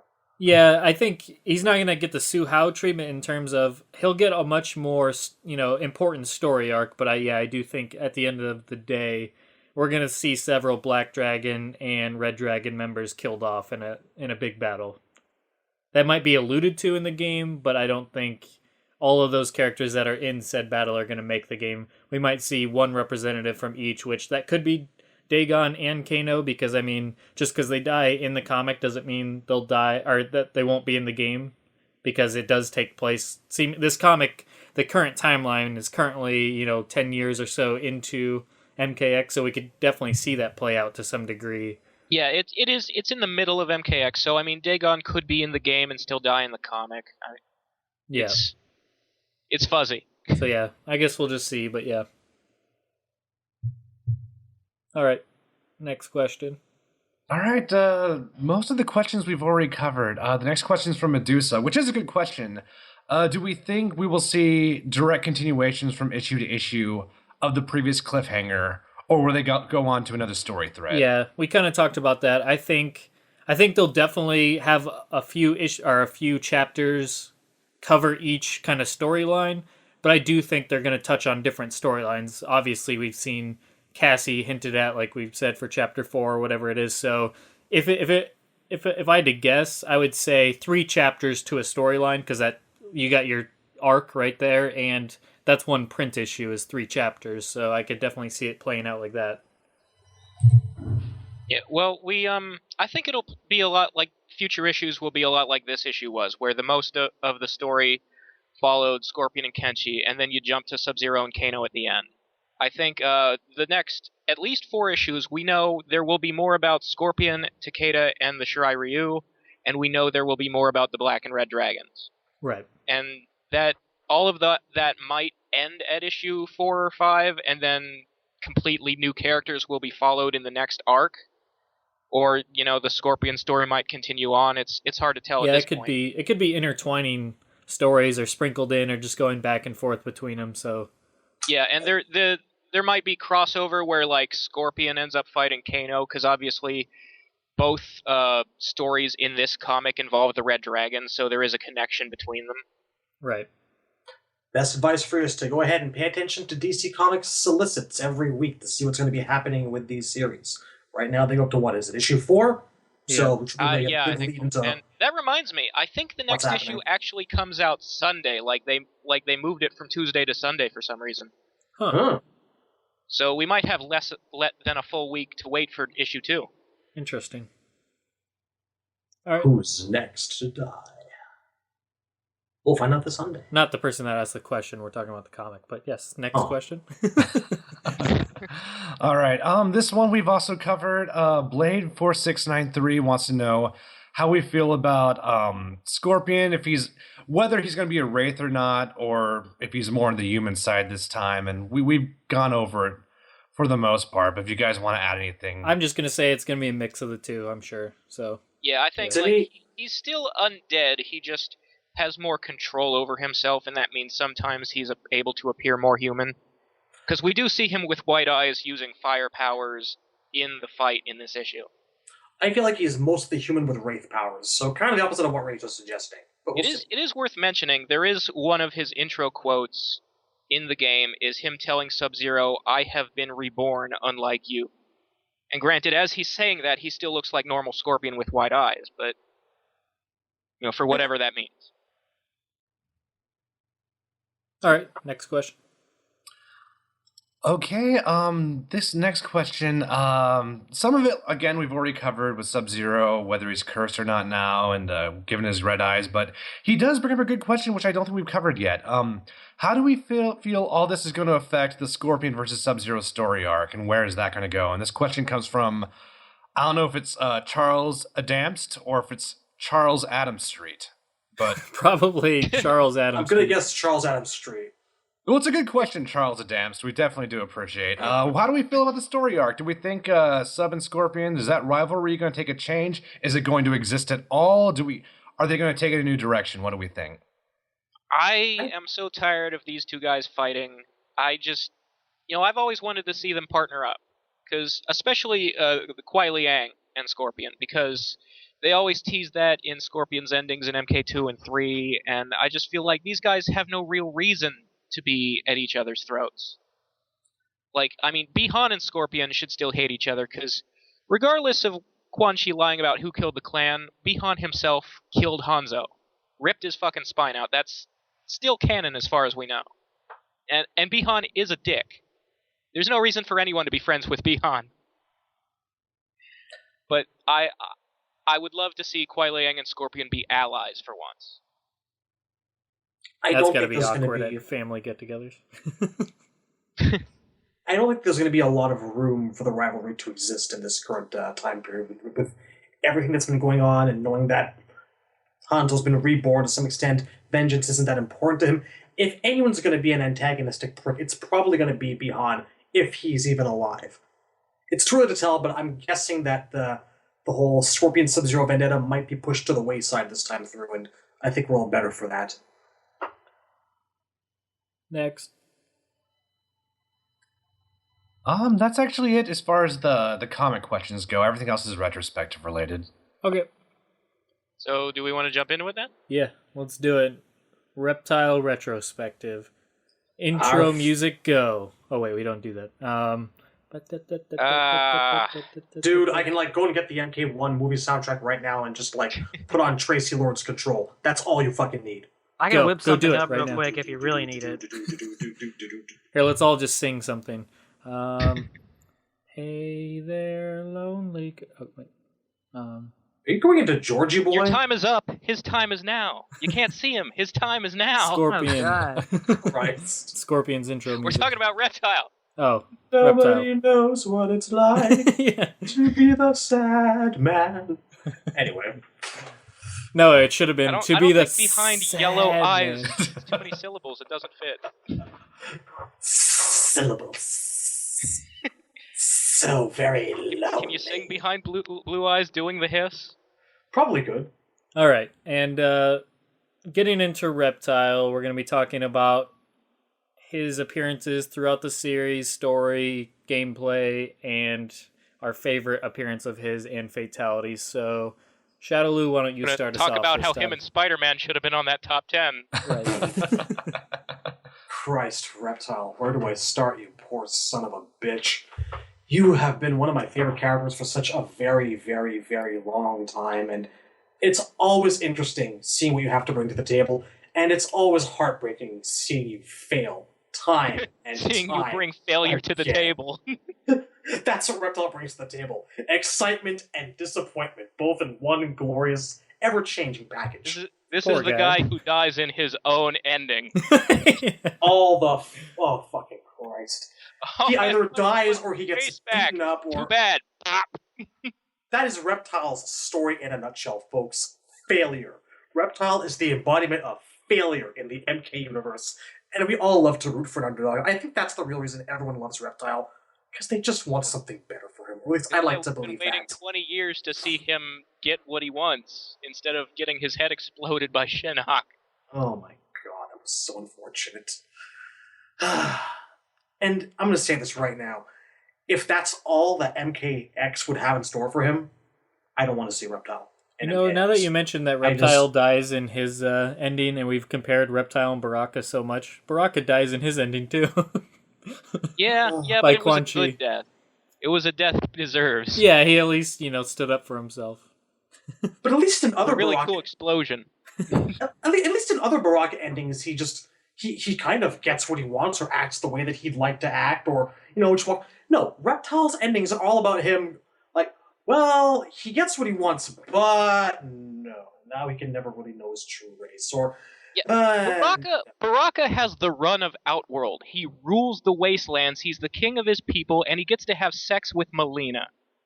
Reptile does not compare. A privilege or not. I'm sure that's a privilege, but at least Baraka gets some decent endings that are arguably to his benefit. Reptile gets shit on again and again and again. It's a canonical fact that he was sent out with Jade during Ultimate MK3 to track down Kitana. What happens to the poor bastard? They both kick his ass. And then what? He gets arrested, gets put on trial, and narrowly escapes getting his head popped off if things had gone well for him. Let's see, spends so much time away from the main shark of his race, Chameleon, or any main shark of his race. Thing. According to Chameleon's Armageddon bio, she ran into him in Trilogy, and he didn't join her side. He was so afraid to betray Shao Kahn that he turned against Chameleon. He turned down sex for loyalty to Shao Kahn. Oh my god, Reptile, you are doing it wrong, and you've been doing it wrong for so many years. To be fair, maybe his brain was de-evolving by that point. I think that's actually a canonical, factual explanation. Thank you, Razor. But at this point, he was slowly going insane, getting dumber, de-evolving. And at this point, I'll jump in and say that I'm one of those heathen bastards that says MK Deadly Alliance Reptile was the best Reptile. I like the Lizard Man look. When I look at Deadly Alliance Reptile, all I'm thinking of is how much the engine in those games is already a ripoff of Tekken and Soul Calibur. That's and I'm fair. thinking, wow, Ed, you were so in love with Soul Calibur, you changed one of your own characters into Lizard Man? See, that's what I expect from Reptile. Difference. Every time he shows up, he's different. He's radically altered in some way, shape, or form, with the possible exception of MK9, which kind of tried to be a culmination of his ninja motif and a reptile motif. He's always different, and he's always interesting, and there is no such thing as a best Reptile. I don't think so. To me, they're all equally interesting. If he kept de-evolving by MK Reptile. 15, he'd just be a salamander or something. Wearing a metal Keep one of those Goombas in the Super Mario Bros. movie. No, I just picture a lizard, just a foot-long lizard, just sitting on the ground. Yep, there's Reptile. He's really fallen down. And yet he would have I want to see them put the movie version in the games where he has to crawl inside a statue to fight. But no, if failure and misery and just dejection are all that await Reptile in MKX, I don't even want to see him. I'm tired of this shit, folks. And I've been a proponent of him and Chameleon hooking up, and like I've said before, if there was one character who I would want to be replaced by a descendant, it is Reptile. Because I think that you need some sort of Saurian or Raptor, whatever the hell you want to call him, or just the news that he has a descendant would be a good ending. It really is. That's all I need to hear. I don't even need to know what happened to him. I can paint my own pictures. I can draw between those lines myself. That'd be fine. So, that's where I stand with Reptile. And I'll just say, I would also accept, way back in the day when merchandising was big for MK back in the 90s, I had the little G.I. Joe Mortal Kombat figures, and Reptile came with a boat called the Dragon MK1. I would totally accept an ending where he goes ballistic and brings in the Dragon MK1 and murders the entire cast of it. Yes. That aside. I don't know if you knew this about Shang Tsung's tournament, but Reptile needs a speedboat to get around. He really That's does. canon. Yep. I just imagine him with sunblock on his nose and sunglasses also Raiden and a totally Hawaiian wore shirt. bandoliers covered with grenades. Miami Vice Reptile. Wait, no. I've got it. You know that little animated GIF you see out there of two girls and two guys on a boat, and they're all wibbly wobbling, and they just fall and smack down? That's exactly what happened to Reptile if you took a boat out. Misery. Reptile needs to deal with its sunglasses. No, I like this Miami Vice thing. I like that. We need a Grand Theft Auto Reptile City. Somebody work on that mod right now. Seriously. I'm more picturing like a Coors commercial with like Panama by Van Halen in the background, sunglasses, beers, just. I want to see Reptile living in the 70s wearing a leisure suit. No, now that you've said Johnny Miami Cage Vice, can be his co-star. now that you've said Miami Vice, I'm just picturing like him listening to like V-Rock in like Vice City now. It sounds this is amazing. I just picture him like water Driving skiing. He's driving a little Blister compact. I ran so far away. I imagine one of those water ski triangles that are really difficult with all the girls and just reptiles on top. Just like, I don't know. I want to see him driving that thing as fast as possible with his mouth open, just eating all the bugs. Everyone get to the fan submission form. Start now. Do this. Draw this. This needs to happen. That'd be fantastic. Reptile month. I'll put it as our. Amazing. I'll put it as our video image for whatever episode we can get. Okay, no, but seriously, love Reptile. I've said my piece. My favorite incarnation visually, like I've said, is the Deadly Alliance Lizard Man look. It blew me away. Although, like I said, I don't think there's any such thing as a bad looking Reptile. I've liked everything he's brought to the table so far.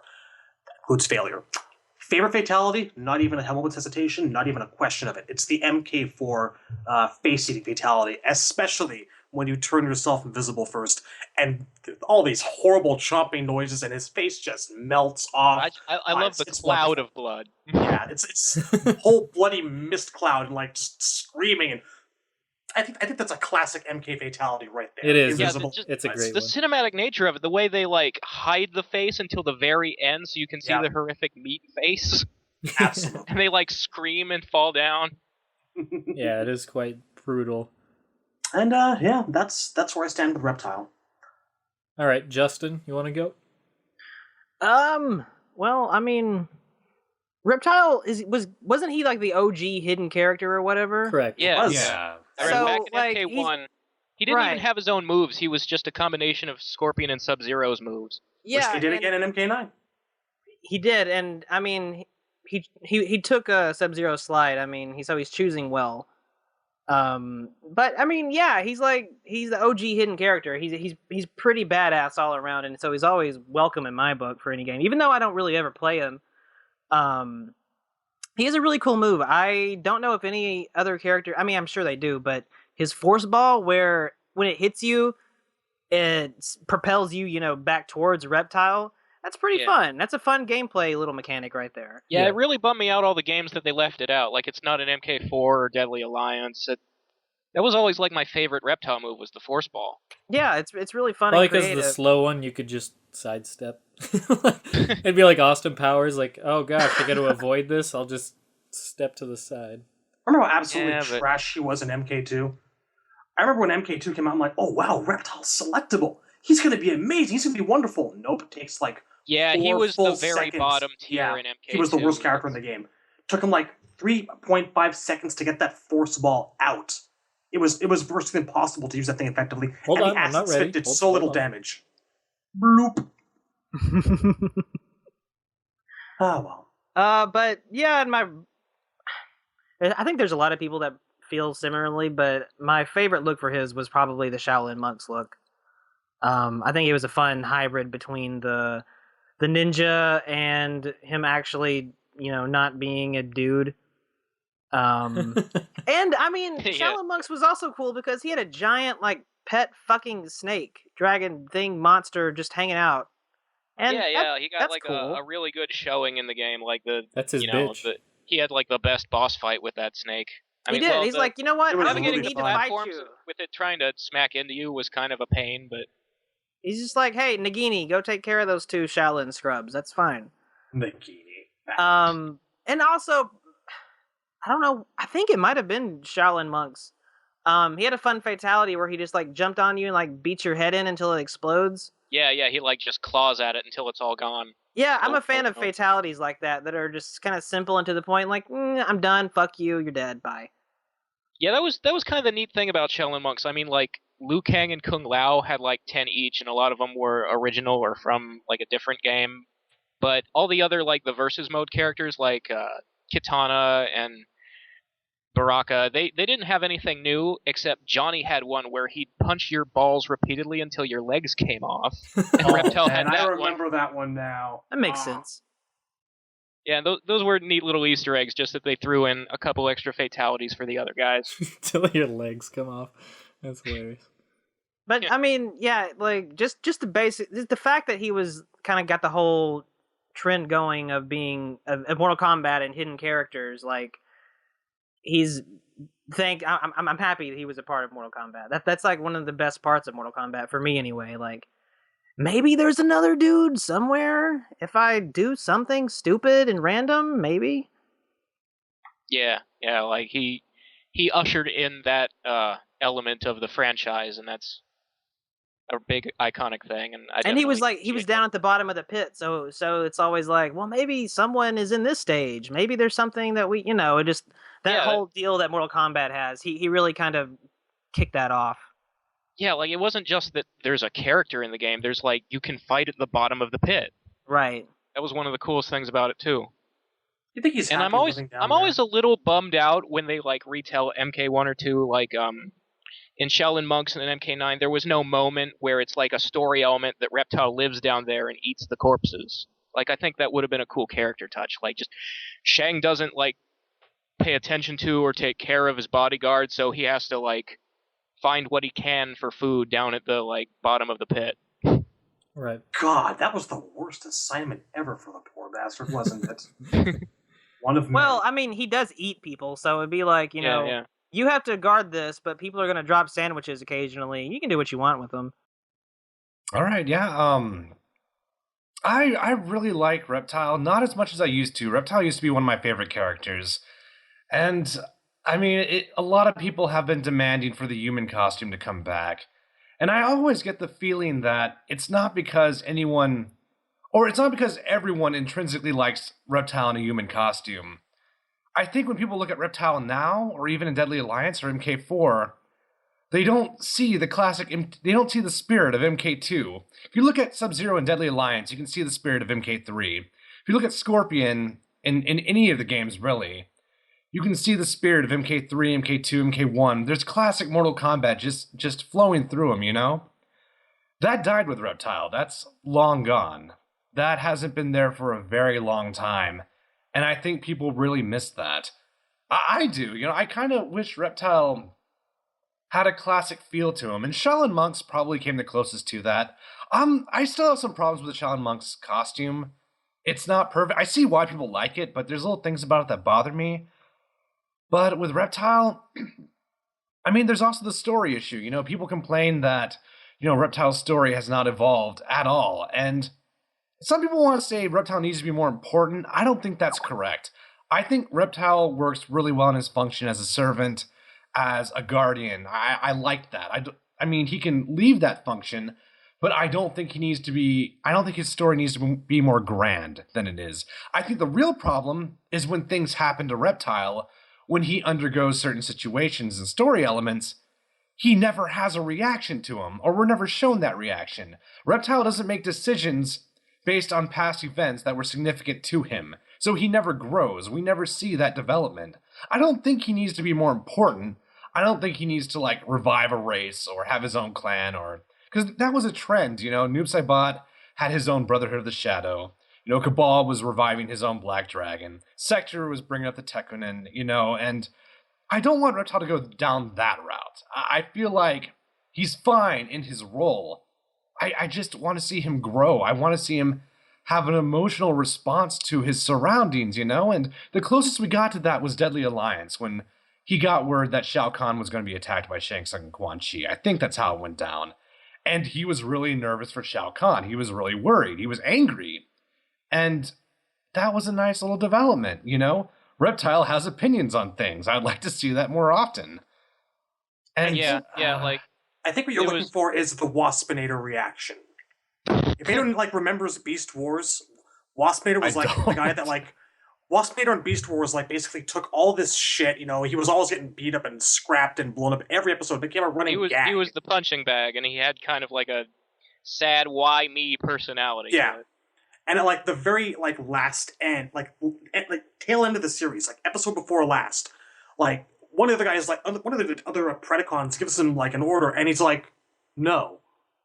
And he just turns around and he has this like 3-minute meltdown, which, you know, of course ends in him getting blown up again. He was fine, don't worry. But that's very similar to Reptile. That pretty much right. like this is what I think you want Reptile to have. Like that moment where he just goes, fuck you, let me live my life. And I'd be happy with that. I really Just would. like, I give up. I've tried and I'm done. I can't put up with this shit no more. I'm going home. I would love that. He I would quits. love to He have quits. That'd be wonderful. Because he has a job. He has a day job. He protects Shang Tsung or Shao Kahn in the later games, or he works for Shinnok. And these are not roles that are, you know, these are not necessary roles. He can leave these things and develop into other, you know, he can take on. He's not afraid of his life necessarily, or like he only does them because he thinks these guys will give him something. It's the same way as you go to a job because you think your boss is obligated to give you money. If your boss didn't give you your paycheck, you'd go home and you wouldn't come into work anymore. Or he'll Wasn't be he like also Milton on like Office Onaga Space. there at the end? Yeah, he was transformed into Onaga. Or his body was. His body was. Yeah, he was basically possessed. He had his crowning moment of glory, and he wasn't even in his own fucking body. How sad is that? Now, Reptile, It's a make shame. sure you pass down that piece of cake. I was told that last year I didn't receive I'm going a to piece burn of the cake. building down. Okay, Yes, but exactly. I was told that I could Ice listen to Needler. this at a reasonable volume. Like, okay, yep, burn down the building. And, you know, I said no salt. Reptile does not like salt. you know, MK9 had him like they started this thing in 9 where you wouldn't hear him speaking at all. You know, he like whisper into someone's ear, and I think actually, if we had that Reptile meltdown, that reaction, that I quit moment, you wouldn't even need to have him say anything. Just have him give him a little, ugh, Reptile attack. Where are you going? Get back here. He just like waves his arm like, screw you. Pretty much, never to be seen again. That would make my day. Just something for the poor guy. You don't need much. You really don't. You just give him his moment where he reacts, he has an emotional response, and he makes a decision, and he proceeds from there. It's not hard. He doesn't need to be. You don't need to crown him as this extremely important character, which I think is what fans want. I think they feel like as much as he's been shit on, he's earned something like that, but that wouldn't make Reptile more interesting to me. What would make Reptile more interesting is if he had qualities and he exercised those qualities. So loyalty was the closest thing we got in Deadly Alliance, and it worked, but it didn't matter in the long run. We never saw it again. At the same time, the problem with Deadly Alliance was that's when he was going through his evolution, so like as you play his conquest mode, it's actually showing you just how mentally I'm trying to think of a PC term, but fuck it. He's become retarded. Yeah, He's it's got not respect. The personality of a house pet. That's like not he's thinking in bad terms of like I though. must please my master because then he'll reward me, and that's all he's got. Oh God, where is my booze? So depressing. I don't think that would have been a bad path to take, but it wasn't a path, you know? It didn't go anywhere for Onaga reasons. Sad to actually read the thoughts of a guy who's brain damaged. But yeah, I do like Reptile. I mained him in MK2 for the first half of the span I played the game. Then I became a Sub-Zero main, pretty much until Smoke in MK3. And I loved Reptile. I was so excited to play Reptile when I found out that he was his own character in MK2. But yeah, from a gameplay perspective, though, I think he was very fun, but didn't really make any sense in MK9. He was basically 3 styles meshed into one. He was mix up, rush down, and zoning. Didn't really make a lick of sense, but it was a lot of fun to play as. I see what you did there. I think just in the process of trying to make everybody's moves list a greatest hits, they gave him a little too many things. And it worked the opposite direction with other characters who were confined to their previous moves in other games, like Jade, and couldn't really abuse anything in the long run. But I don't know. I think the variation system is going to suit him very well. people said, "Oh, I don't think Reptile's going to be good" before MK9 came out. And I'm like, you guys are fucking crazy. He's got a dash, he has a zoning game, and he's got damage, and he's got mix-up. What are y'all talking about? This character's going to be fucking brain dead. That wasn't a pun. I promise. Terrifying matches against Reptile. Reptile was one of my most hated characters to go up against. He was a lot of he was as a smoke good. player. Nightmares. He was a lot of fun to play against. It was always fun. But yeah, I mean, I would say pre-patch Reptile was top 5. Like, people say, "Oh, you can punish the dash." First of all, you have to be a fucking Jedi to punish that dash. You punish that dash. That dash was unbelievable. Damn, crazy good. Yeah, baby. Did you see that dash? Fixed it. This dash is But it's so like fresh. Snap. Well, do you smell a dash when it's not fresh? Damn. Oh God. Dash jokes. But yeah, you have like 10 frames, I think, to punish that. And I mean, you can do it, but it's not really on reaction. You have to be anticipating it. And if you're just standing there anticipating a dash, you're not fucking doing anything. Playing Reptile is like the worst game of rock, scissors, paper you've ever played. Because if he's full screen, he's either going to dash in, jump, dash in, and then dash in again, or he's going to dash in and, dash and do his regular forward for some sort of mix. It sucked. I hated it. I despised it. How much would it fix him, you think, if he just didn't have the dash and had everything else? Well, the problem is the dash is the most interesting thing about him. If you take away the dash, you have shitty MK2 Reptile all over again, So yeah, I get, but I just feel like if their whole design plan for him was to bring back those famous moves, that in terms of famous, it's the spit, the force ball, the slide, and turning invisible. The dash was like a late game addition from Trilogy, I think. No, it was Ultimate. Ultimate gave him the dash first. It was it was fast, and it still didn't make him like the best thing in, but it really, really did help. As well as the fact that in Ultimate he could also throw 2 different speed force balls at the same time, which is also a good addition. Yeah, I think that he needs that dash. It feels like the potential to me of how Reptile should fight is all in the 2 different speed force balls, like the zoning game. If you separate the elements, it's not bad. Like, I think each of these things in a vacuum could be a workable design, but altogether, it's just a mess, And I don't know. I mean, I do have a solution to that. We do have some questions coming up in regards to variations, so I guess I'll get to that later. But yeah, Reptile was a lot of fun, but he was just so dumb to play against. No matter how much they patched him online, he was fucking broken. Punishing that dash online just was bullshit. Yeah, I can imagine. Well, here's a thought. Yeah. When you look at the hair on your big toe at the right angle, it almost looks like a spider sitting on your toe, and it almost starts to scare you, but you already know that it's just your hair. So why do you get scared? Because Reptile was so good online. That's why. Exactly, and that's my point. To wrap it all in a bow it's an analogy for the fact that Reptile he's so good, but yet he just doesn't get the love and attention that he deserves. He just wants a hug. Falls in the woods. Will anyone care about Reptile? Whose woods are they? It's all about that dash. No treble. Trying to get some light in here so I can see my big toe. You got to put it at the right angle. It's got to be your foot's got to be sideways. You got to kind of comb it with your finger. And then it almost looks like spider legs just sitting there, and you get kind of scared when you just stare at it. The fuck are you drinking? And I'm wearing boots. Yeah, I thought that I was drinking a lot, but I told you, Coca-Cola and water. I think this is just his way of trying to work Spider-Man back into the conversation. Because when I think Reptile, I think Spider-Man.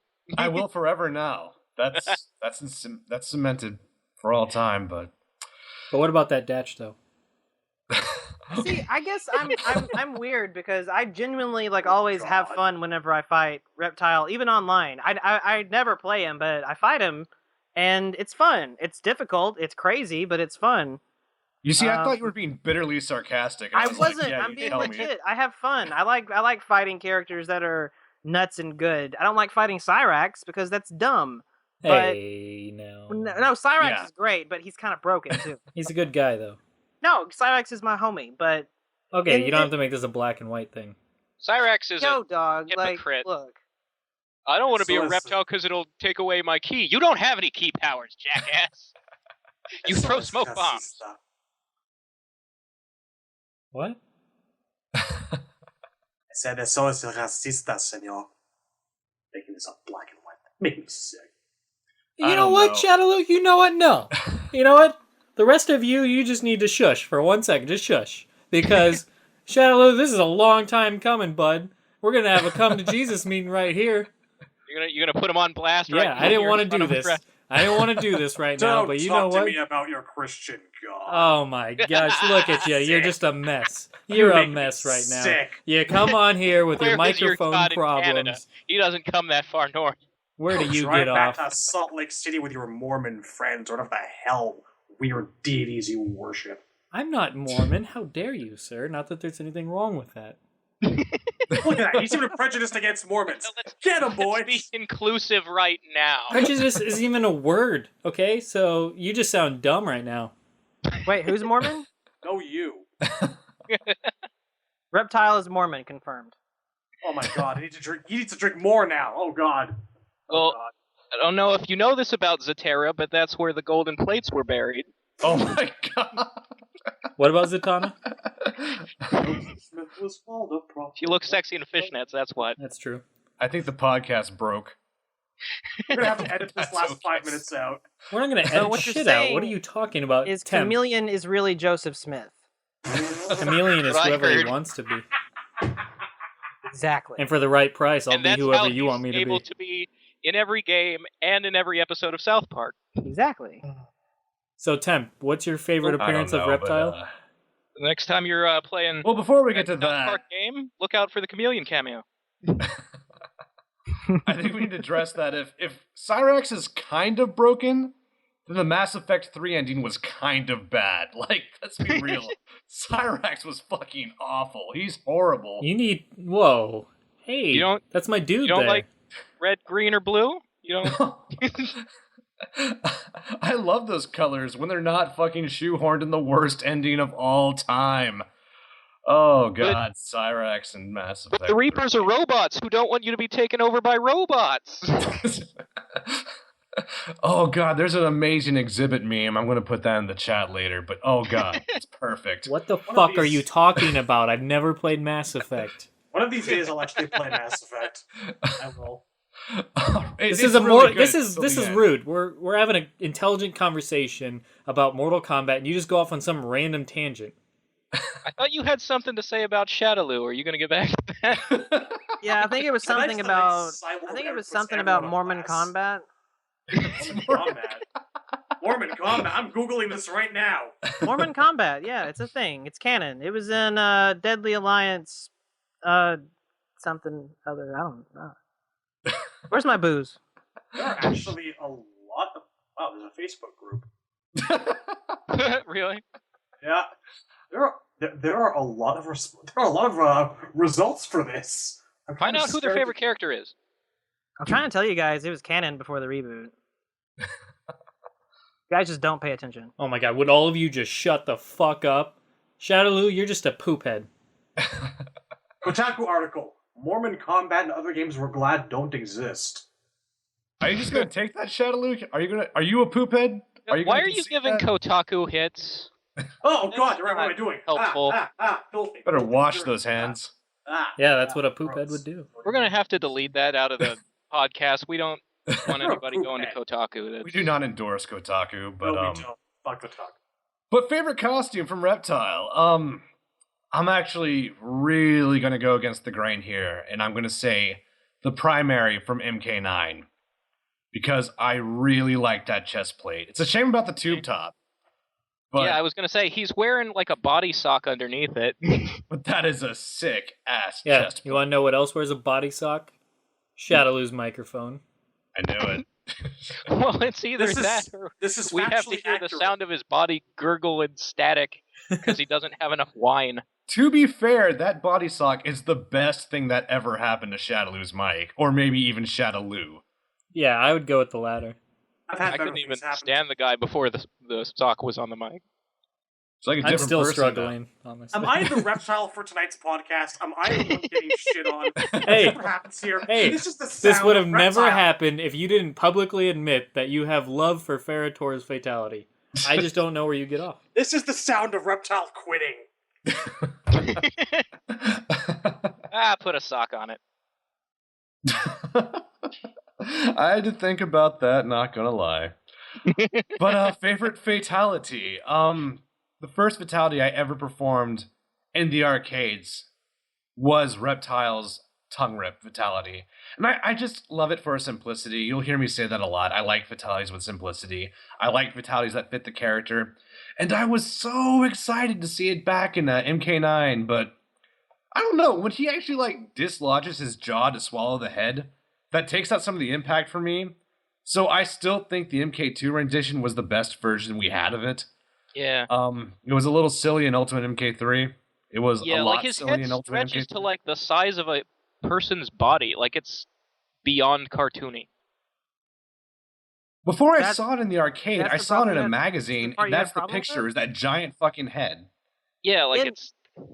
In UMK3, every time he pulled a piece of the dude, didn't the dude scream again, even though he was his head is already gone.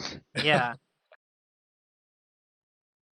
Yeah, it kind of had a Jurassic Park dinosaur thing going when you freeze frame it, but yeah, that's Reptile in a nutshell. Well, the thing other one from Ultimate 3 also really bothered me too, because when you did it, it would register even if you weren't at the precise right location. So the acid would drip over one half, or 3/4 of their body, and then that other part would just melt along with them. The animation frames were just a little bit off. Almost frustrated me. That would have been the coolest looking one, though, if it worked right. The acid puke. It was a long time coming. The thing that I always liked about the MK2 one was it's one of the few fatalities in those early games that has it's not just the kill move, there's a taunt to it too, he stands there and rubs his stomach and smiles tasty. Yeah, he literally does the For 2, I liked both of them a lot. And I was a big fan of the invisibility slides because you didn't know what the fuck he did to them. Shadow, what the fuck are you eating? Nothing. I just got myself a bottle of Calore. No, you sound like you have a penis in your mouth right now. I bet that you hear that kind of thing of a lot when you're Black Cyborg.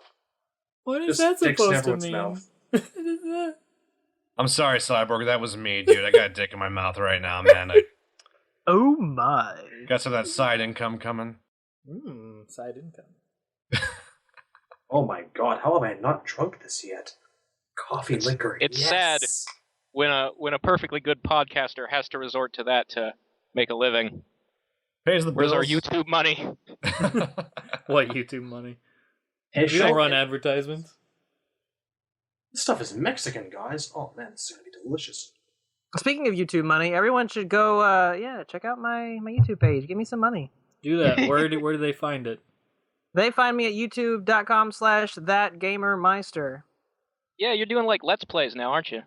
I'm doing all the Let's Plays. I'm the Let's Play Meister. I will check those out. I will go to one of your videos and refresh for 8 hours. I was, well, okay, sure. Does that work? Just doing my part. I don't know. Careful, they will shut down your AdSense account by doing that. Not that I would know. That's a good point. I will refresh for 7 hours. There you go. There you go. That's Perfect. called, yeah. You can hop over to Firefox and Chrome every once in a while. Go on all your different computers in your house, That'd be great. Tell all your friends. Tell them to tell 2 friends. You know what other costume that Reptile had that was good? This should have been the one that I said an hour ago, but it was Reptile's Shaolin Monk's alternate, where he was still scaly, had the scaly texture for his skin, but it was human colored. Yeah, it was basically the same outfit. They just changed the color, so he looked like he was wearing the That was a fun human idea. costume. They should have ran with it. It did look pretty good. Yeah. That was actually that's my favorite Reptile costume is his Shaolin Monk's alt. Spoilers. But go ahead, Razor. Take it over. I will spoil your mother. What? You spoiler me. Someone get Cyborg some ice packs for that bird. If you want beef, then bring the ruckus. Lin Kuei Clan ain't nothing to fuck with. What is happening? Whose phone is ringing? That was me. Everything is horrible.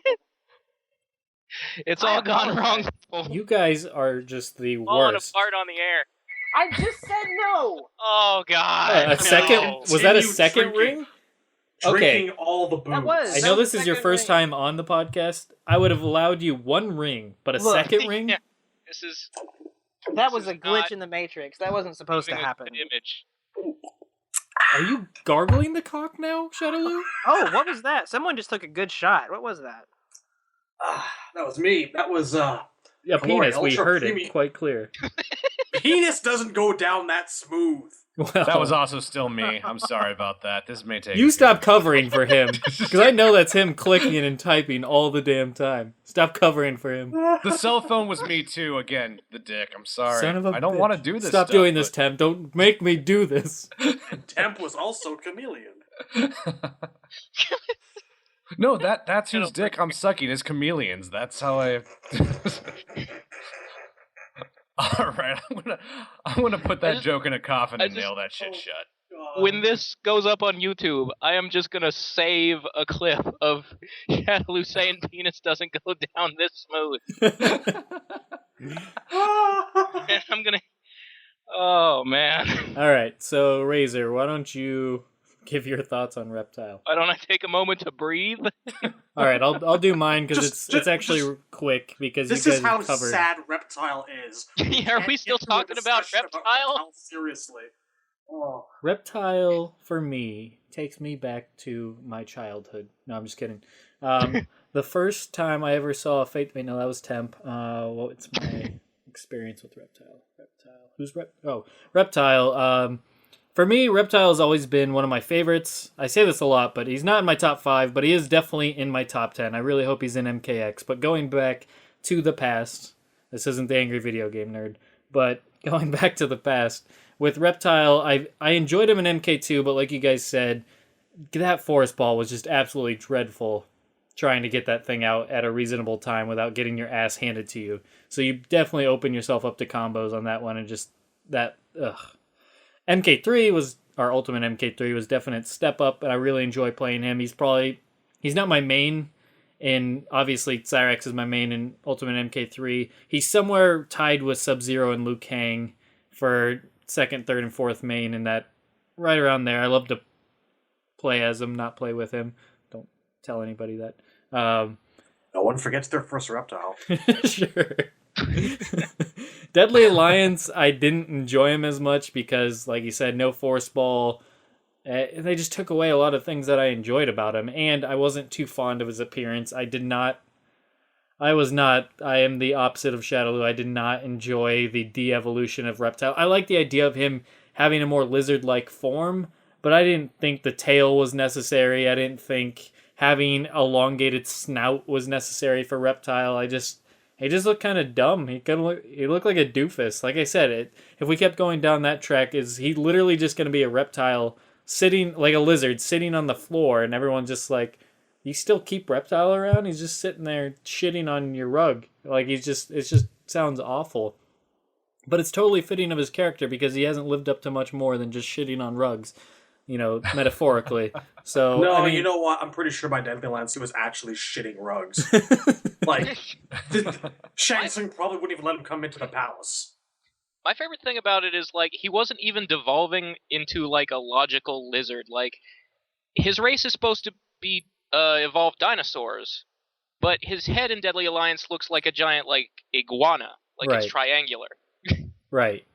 And yeah, I did not like I don't that. think velociraptors or whatever species he comes from looked like that. So yeah, I wasn't a fan of that. And in Deception, obviously he wasn't in there because he kind of became the dragon, like the little surrogate for Onaga, which I did not like that at all. And as a Reptile fan, that disappointed me. I would have much rather seen him Onaga be... took his body for a joyride and tricked out the rims. Yeah, exactly. What the fuck? Put a spoiler on there. Yeah. Ugh. Yuck. But I liked Shaolin Monk's Reptile quite a lot. I love that turn in his appearance because I always harken back to MK4. I loved his alternate outfit where it was the lizard form of Reptile of MK4. It was his lizard, appearance, but with the ninja outfit, with his green ninja outfit. So Shaolin Monks just took it one step further because obviously they made him look, like a unique ninja. They had the wraps around his face, and I don't know, just looked great. I love Shaolin Monks. But I would say my favorite Reptile appearance is actually MK9's. I agree with Temp 100%. I just thought it looked absolutely good. Yes, the tube top, but I really like the pants too. The pants looked really good. it all looked good. I love that idea of giving him his reptile appearance, but like I said, with the ninja outfit. That's exactly what I wanted from Reptile. So I was really happy to see that. Loved his gameplay in MK9. And as far as favorite fatalities, or fatality is the Facey is definitely a great one, and that probably would have been my favorite, but it got replaced in MK9 because I did like puking down their mouth and then tearing out their stomach, just because it harkens back to the idea of fatalities. They don't often kind of like disgust you or really affect you anymore at this point because it's all just been seen or done, and usually it's just over gory just for the effect of, oh my gosh, he just decapitated him and then tore off his arms and then set him on fire, and it's like that's just not effective to me. But the idea of this creature like holding open your jaw and just puking acid that goes all the way down your esophagus and into your stomach, and then he rips out your stomach and just holds it up in the air as acid is just fuming out of there. That's perfect for me. I just think it's quite effective. Reptile should have eaten the stomach afterwards. But anyways, it's good. That would be my favorite Reptile fatality. Now, Razor. Okay. There's sort of there's something I've always kind of wanted to see done with Reptile's story that sort of like Shaolin Monks in the reboot missed the boat on, and it's the fact that in his MK2 bio, they talk about his race like it's not quite extinct yet. Like it's in the process of dying off, and then he becomes the last one during MK3. So it's sort of like I'd have liked to have seen that, like the desperation, or like see him like visiting like the last few sickly members of his race, and like just see how like watching them go extinct before his eyes affects him. I think would have been interesting. But it seems like they always treat it now like they died long before the games and he's been the last one for a while. And I don't know, I don't like that quite as much. But I liked the idea of where they were going with him in Deadly Alliance, and even letting him sort of be the boss in terms of being Onaga's host body in Deception. I think that the visuals of it don't really work for me. Like, first of all, if you're going to like show him devolving and you're going to talk about it, like there was sort of a hint or an implication that the story about that he's devolving because he's been separated from his race and his matriarch too long. There was a sense that that was maybe a lie, that the real reason he was transforming was Onaga was preparing his body to take it over long before he found the cave and got possessed. Like this was some sort of destiny thing, like part of Onaga's plans all along. I think it would be interesting if that was true or more obvious, and I think it would be more interesting if Reptile and Deadly Alliance looked more like Onaga, and or Onaga in Deception looked more like Reptile, to make it more obvious that it's Reptile's body and that he is actually playing a role there, even though he's not the one behind the wheel. But anyway, in terms of like favorite costume, like I said, I also really like his the alternate version of his Shaolin Monk's outfit, because I think that the disguising himself as a human part of his story actually, added something to the character that hasn't been there since they decided, no, he's just looks scaly all the time and you can tell he's a monster. So, like, we've talked before about one way they could have done the disguise is to say, like, he's been stealing the flesh from corpses and wearing it like a suit. And that would be like the creepy horror movie or Christopher Nolan way to depict him, maybe. Like the Shaolin Monks version suggests that he's just using his chameleon skin-changing powers. And it's like, if you look real close, you can tell he's scaly and there's something wrong with him.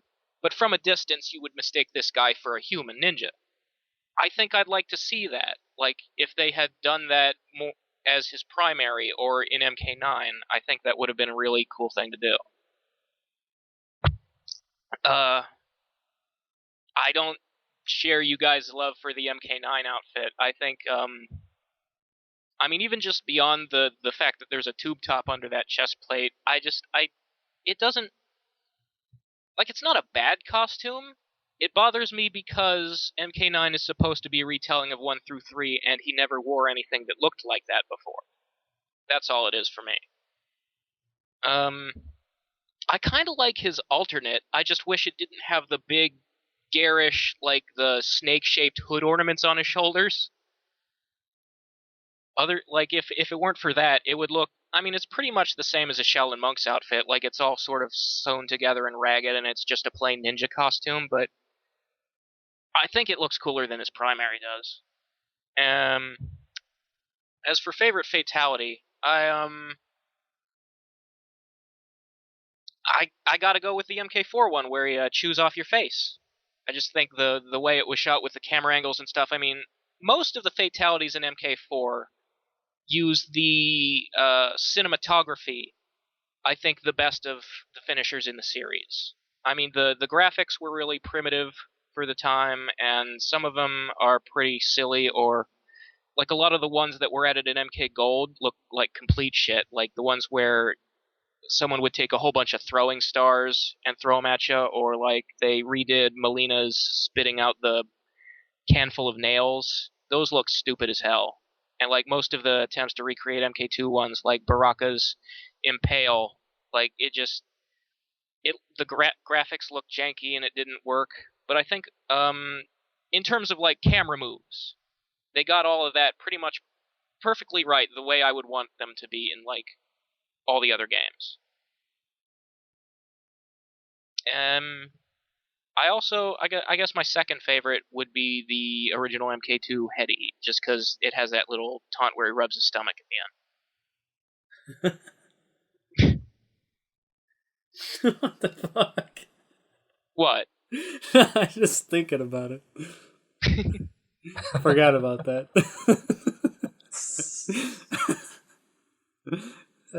Good time. All right, well, I'm done being serious. We can talk about the taste of cock again, if that's what you guys want to. Wait, what? What are you talking about? Shadaloo seemed to know all about it. Shadaloo, No. are you alive? Okay. No. No. All right. Well. Or we could just end the episode. That's fine too.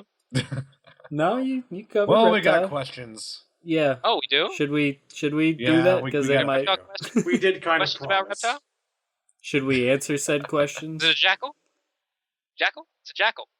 Was it right the first 14 times? All right, let's see what we got here. Here's a question from Borsche. I don't know what the fuck I'm pronouncing right these days, but Borsche, how would you like to see Reptile designed in MKX? Wow, you are a little bit bitter about this Natara thing, aren't you? No, I'm not bitter. I'm just self-conscious. No, hey. Natara. It's okay. I've been practicing, guys. Oh, right. Been practicing with the You Knights are of doing much better. I haven't heard Naitara in a while. Nitro. Nitro. Monday Well, Night I Tara. work on the Nith, then I say the Tara, then I put it together. That's my WCW routine. Monday Naitara. Well, it's like, I look at Titan and I'm thinking that's pronounced with an I, and there's no double consonant, so my I'm just brain saying always said. It's MK. Her name's spelled almost exactly the same as Kitana, so. Plus the mean announcer says it Kitana. out loud in the game.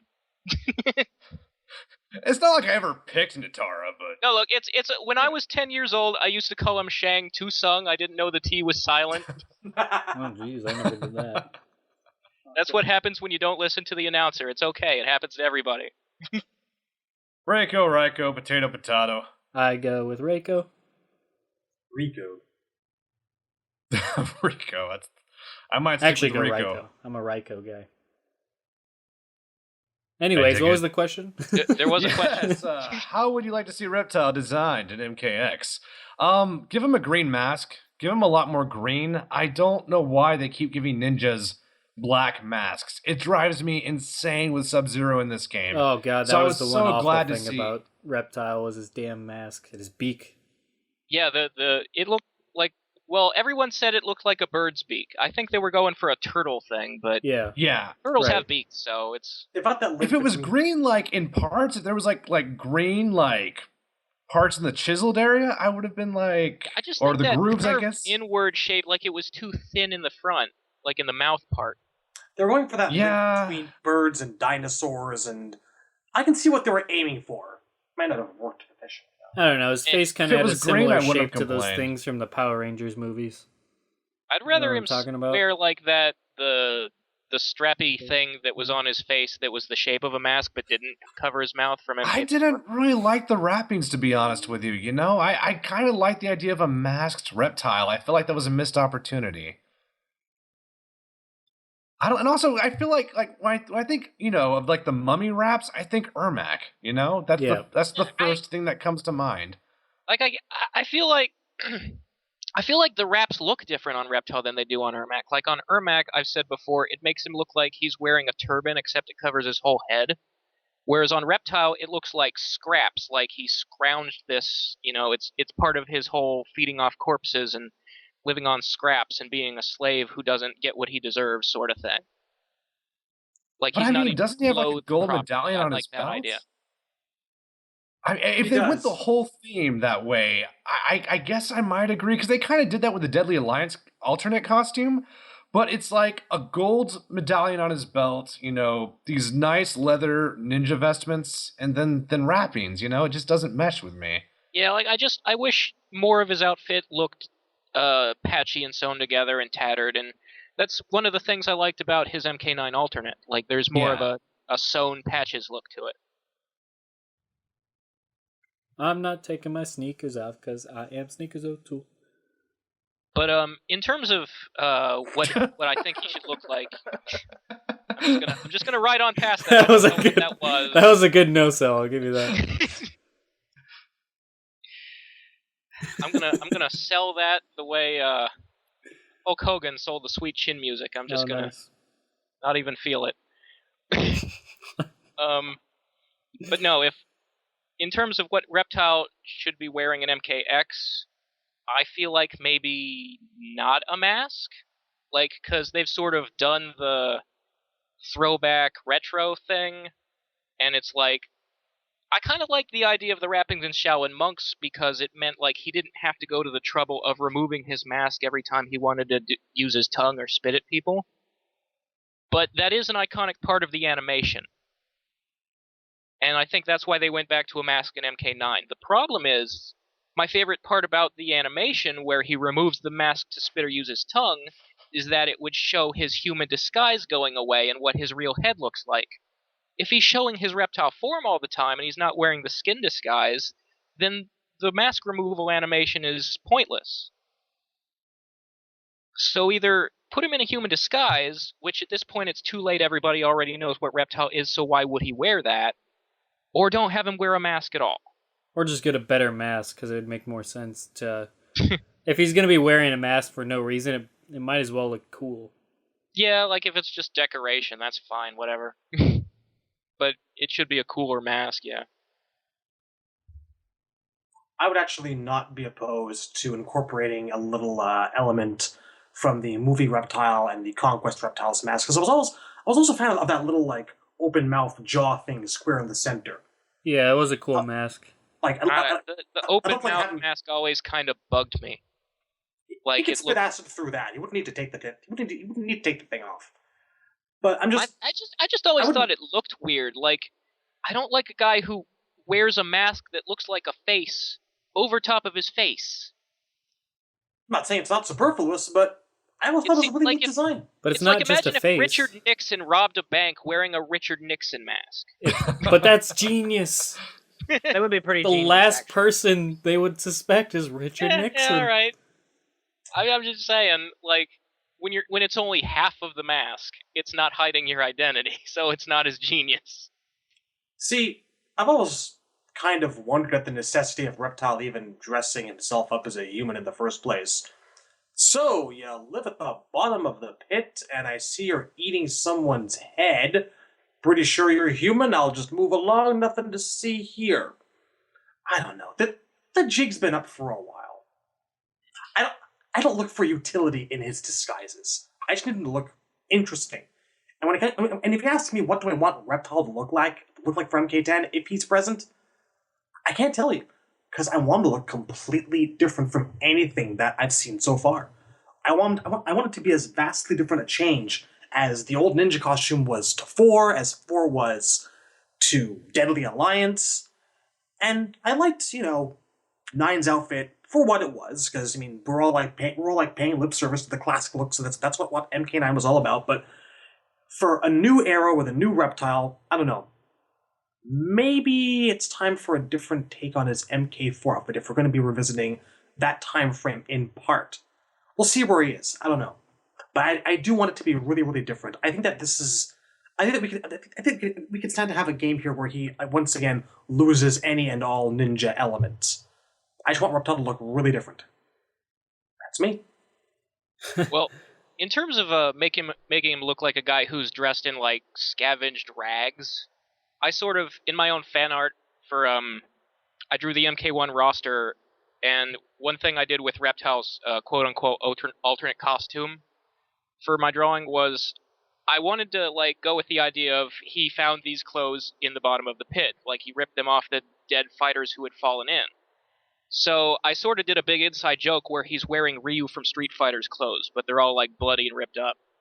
And I'd like to go even further with it, like put one of Jin Kazama's gloves on him and one of Jago's tiger knee pads and all that shit. I think that would be pretty hilarious if they actually did something like that in the game, and I think they could get away with it because you can trademark a whole character's look, but you can't trademark like just their knee pad.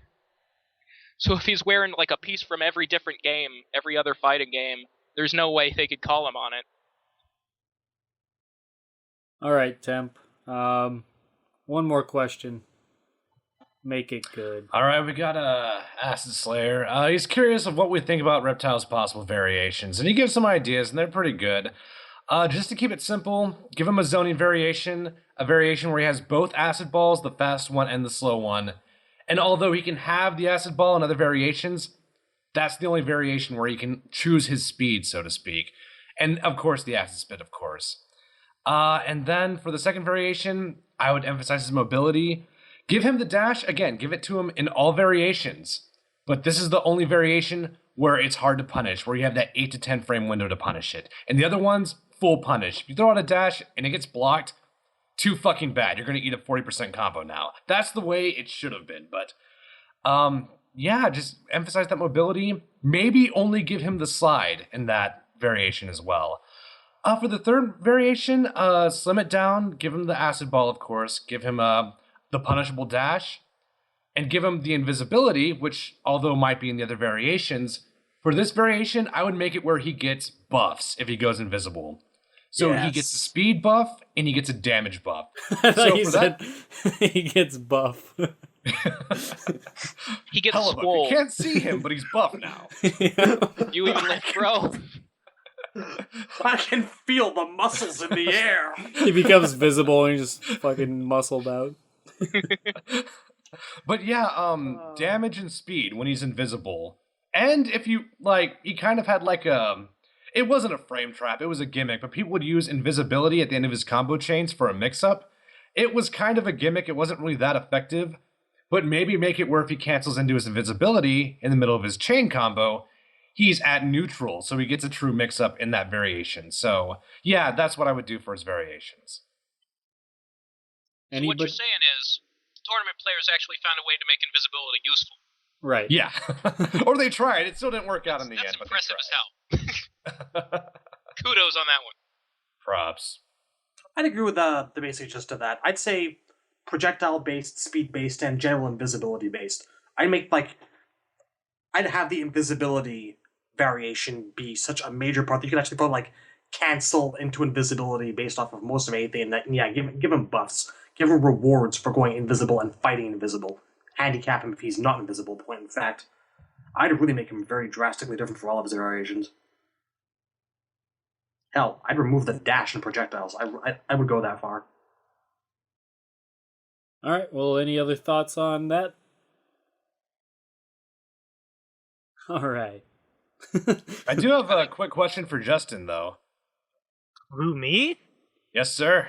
Okay. Who is your favorite Mortal Kombat character, Justin? That would have to be Sub-Zero, followed closely by Smoke. Oh my Word. god, get the fuck out of here. He's Kinda- fucking up. Word. This is Yes. bullshit. I know, it's super original and creative and whatnot, Swole. but I mean... We already on, got dude. 2 smoke fanatics. No, wait. Before we condemn him, human smoke or cyber smoke? Or ethereal smoke. I want to see a really cool Aninra Smoke. Nice.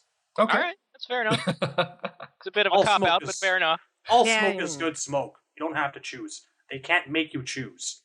The power is yours. Oh, quit with the Gandhi shit. There are sides, and I have picked One mine. smoke, one world. One new world order. One planet smoke. All right, Justin, Ending another ever. question. Okay. If we get ethereal nanosmoke in the next game, do you want chaps or exposed thighs for the pants? Wait, why I why know is he you're Nano trolling me. Smoke? Now Or you're ethereal, or an Inra, as long as he has the Okay. pants of some Well, no, yeah, I don't want his ass out. sort. This is tough. You're really putting him on the spot here. The Like, microphone now. and you know what? No, as long as he has the loincloths, he's good. So pantsless. You said pantsless. Yeah, he can be pantsless. Just put the flaps on him, and I can't do thighs on smoke. you're good to go. They may Yeah, not but be you there, can't but I see see them. them. I see them. Thighs. I can't unsee them. But I flaps, project what the is thighs. this? What's happening? I've seen some shit, but it can't see me. Being a robot that can feel nothing is the best thing that ever happened to the poor man. All right, well, on that downer, thank you, Shadowloo. He I could do want to share thank you so guys many for having tricks me with on, Reptile. Yep, no problem. We'll definitely have you on again. Hope you enjoyed this Oh yeah, it's a lot of experience. fun, and I'm glad that music I made is getting some good use instead of ending with the STFU from Warner Brothers. We appreciate it, man. We Yep, really do. definitely. If you can crank out a Portal theme sometime, that would be boss. Have I done that? I might have. I've done so many stuff, so much shit that's just sitting around somewhere. I saw you did the MK4 character select screen recently. I love that one. I've done, yeah. I did the MK1 through the MK4. They're all somewhere. They're the character select screens. They're all somewhere on the interwebs. The best character select screens there have been, I shall say. I agree. The other ones, I don't know how to really tackle them, so I haven't really. Starting with jumped Deadly into it. Alliance, for some reason I just did not care for any of them after 4. Which is funny because I love MK1 through 4's character select screens. They're so catchy. They are. They're really good, I'm and not sure, they're fun. Did And Ford well, not work on MKDA? Like, I feel like there was a game or two he missed. No, he's been around, but it's like, yeah, starting with DA onwards, he had like a team that he was basically supervising, I think. I don't yeah. think he's had a role as lead composer since 4. Mm. All right. Well, with that, we shall have a music episode down the line. So let's not get too into it. We're already quite a long podcast. So. It shall be done. Well, if we hadn't spent so long talking about dicks. I have no idea what you're talking about, but Shadow Or Temp is really admitting to just snarfing them down like a man on a mission from God here, and somehow in my the opinion, dick stops here at me. I have a confession, guys. it's because Temp can do no I wrong. wasn't sucking dick, and if I wasn't sucking Chameleon's dick. Promises. Look, there's no going Are you back on it sure? now. Pinky How swear. could you tell? He's invisible. This sounds like less a confession and more like backpedaling. You know how you tell? It's when you're talking. All right, and for the episode, thank you, Justin, for coming Glug, on. glug, glug. And for everyone Thank you, else, sir. we'll see you Thank you, next week. Justin. Absolutely.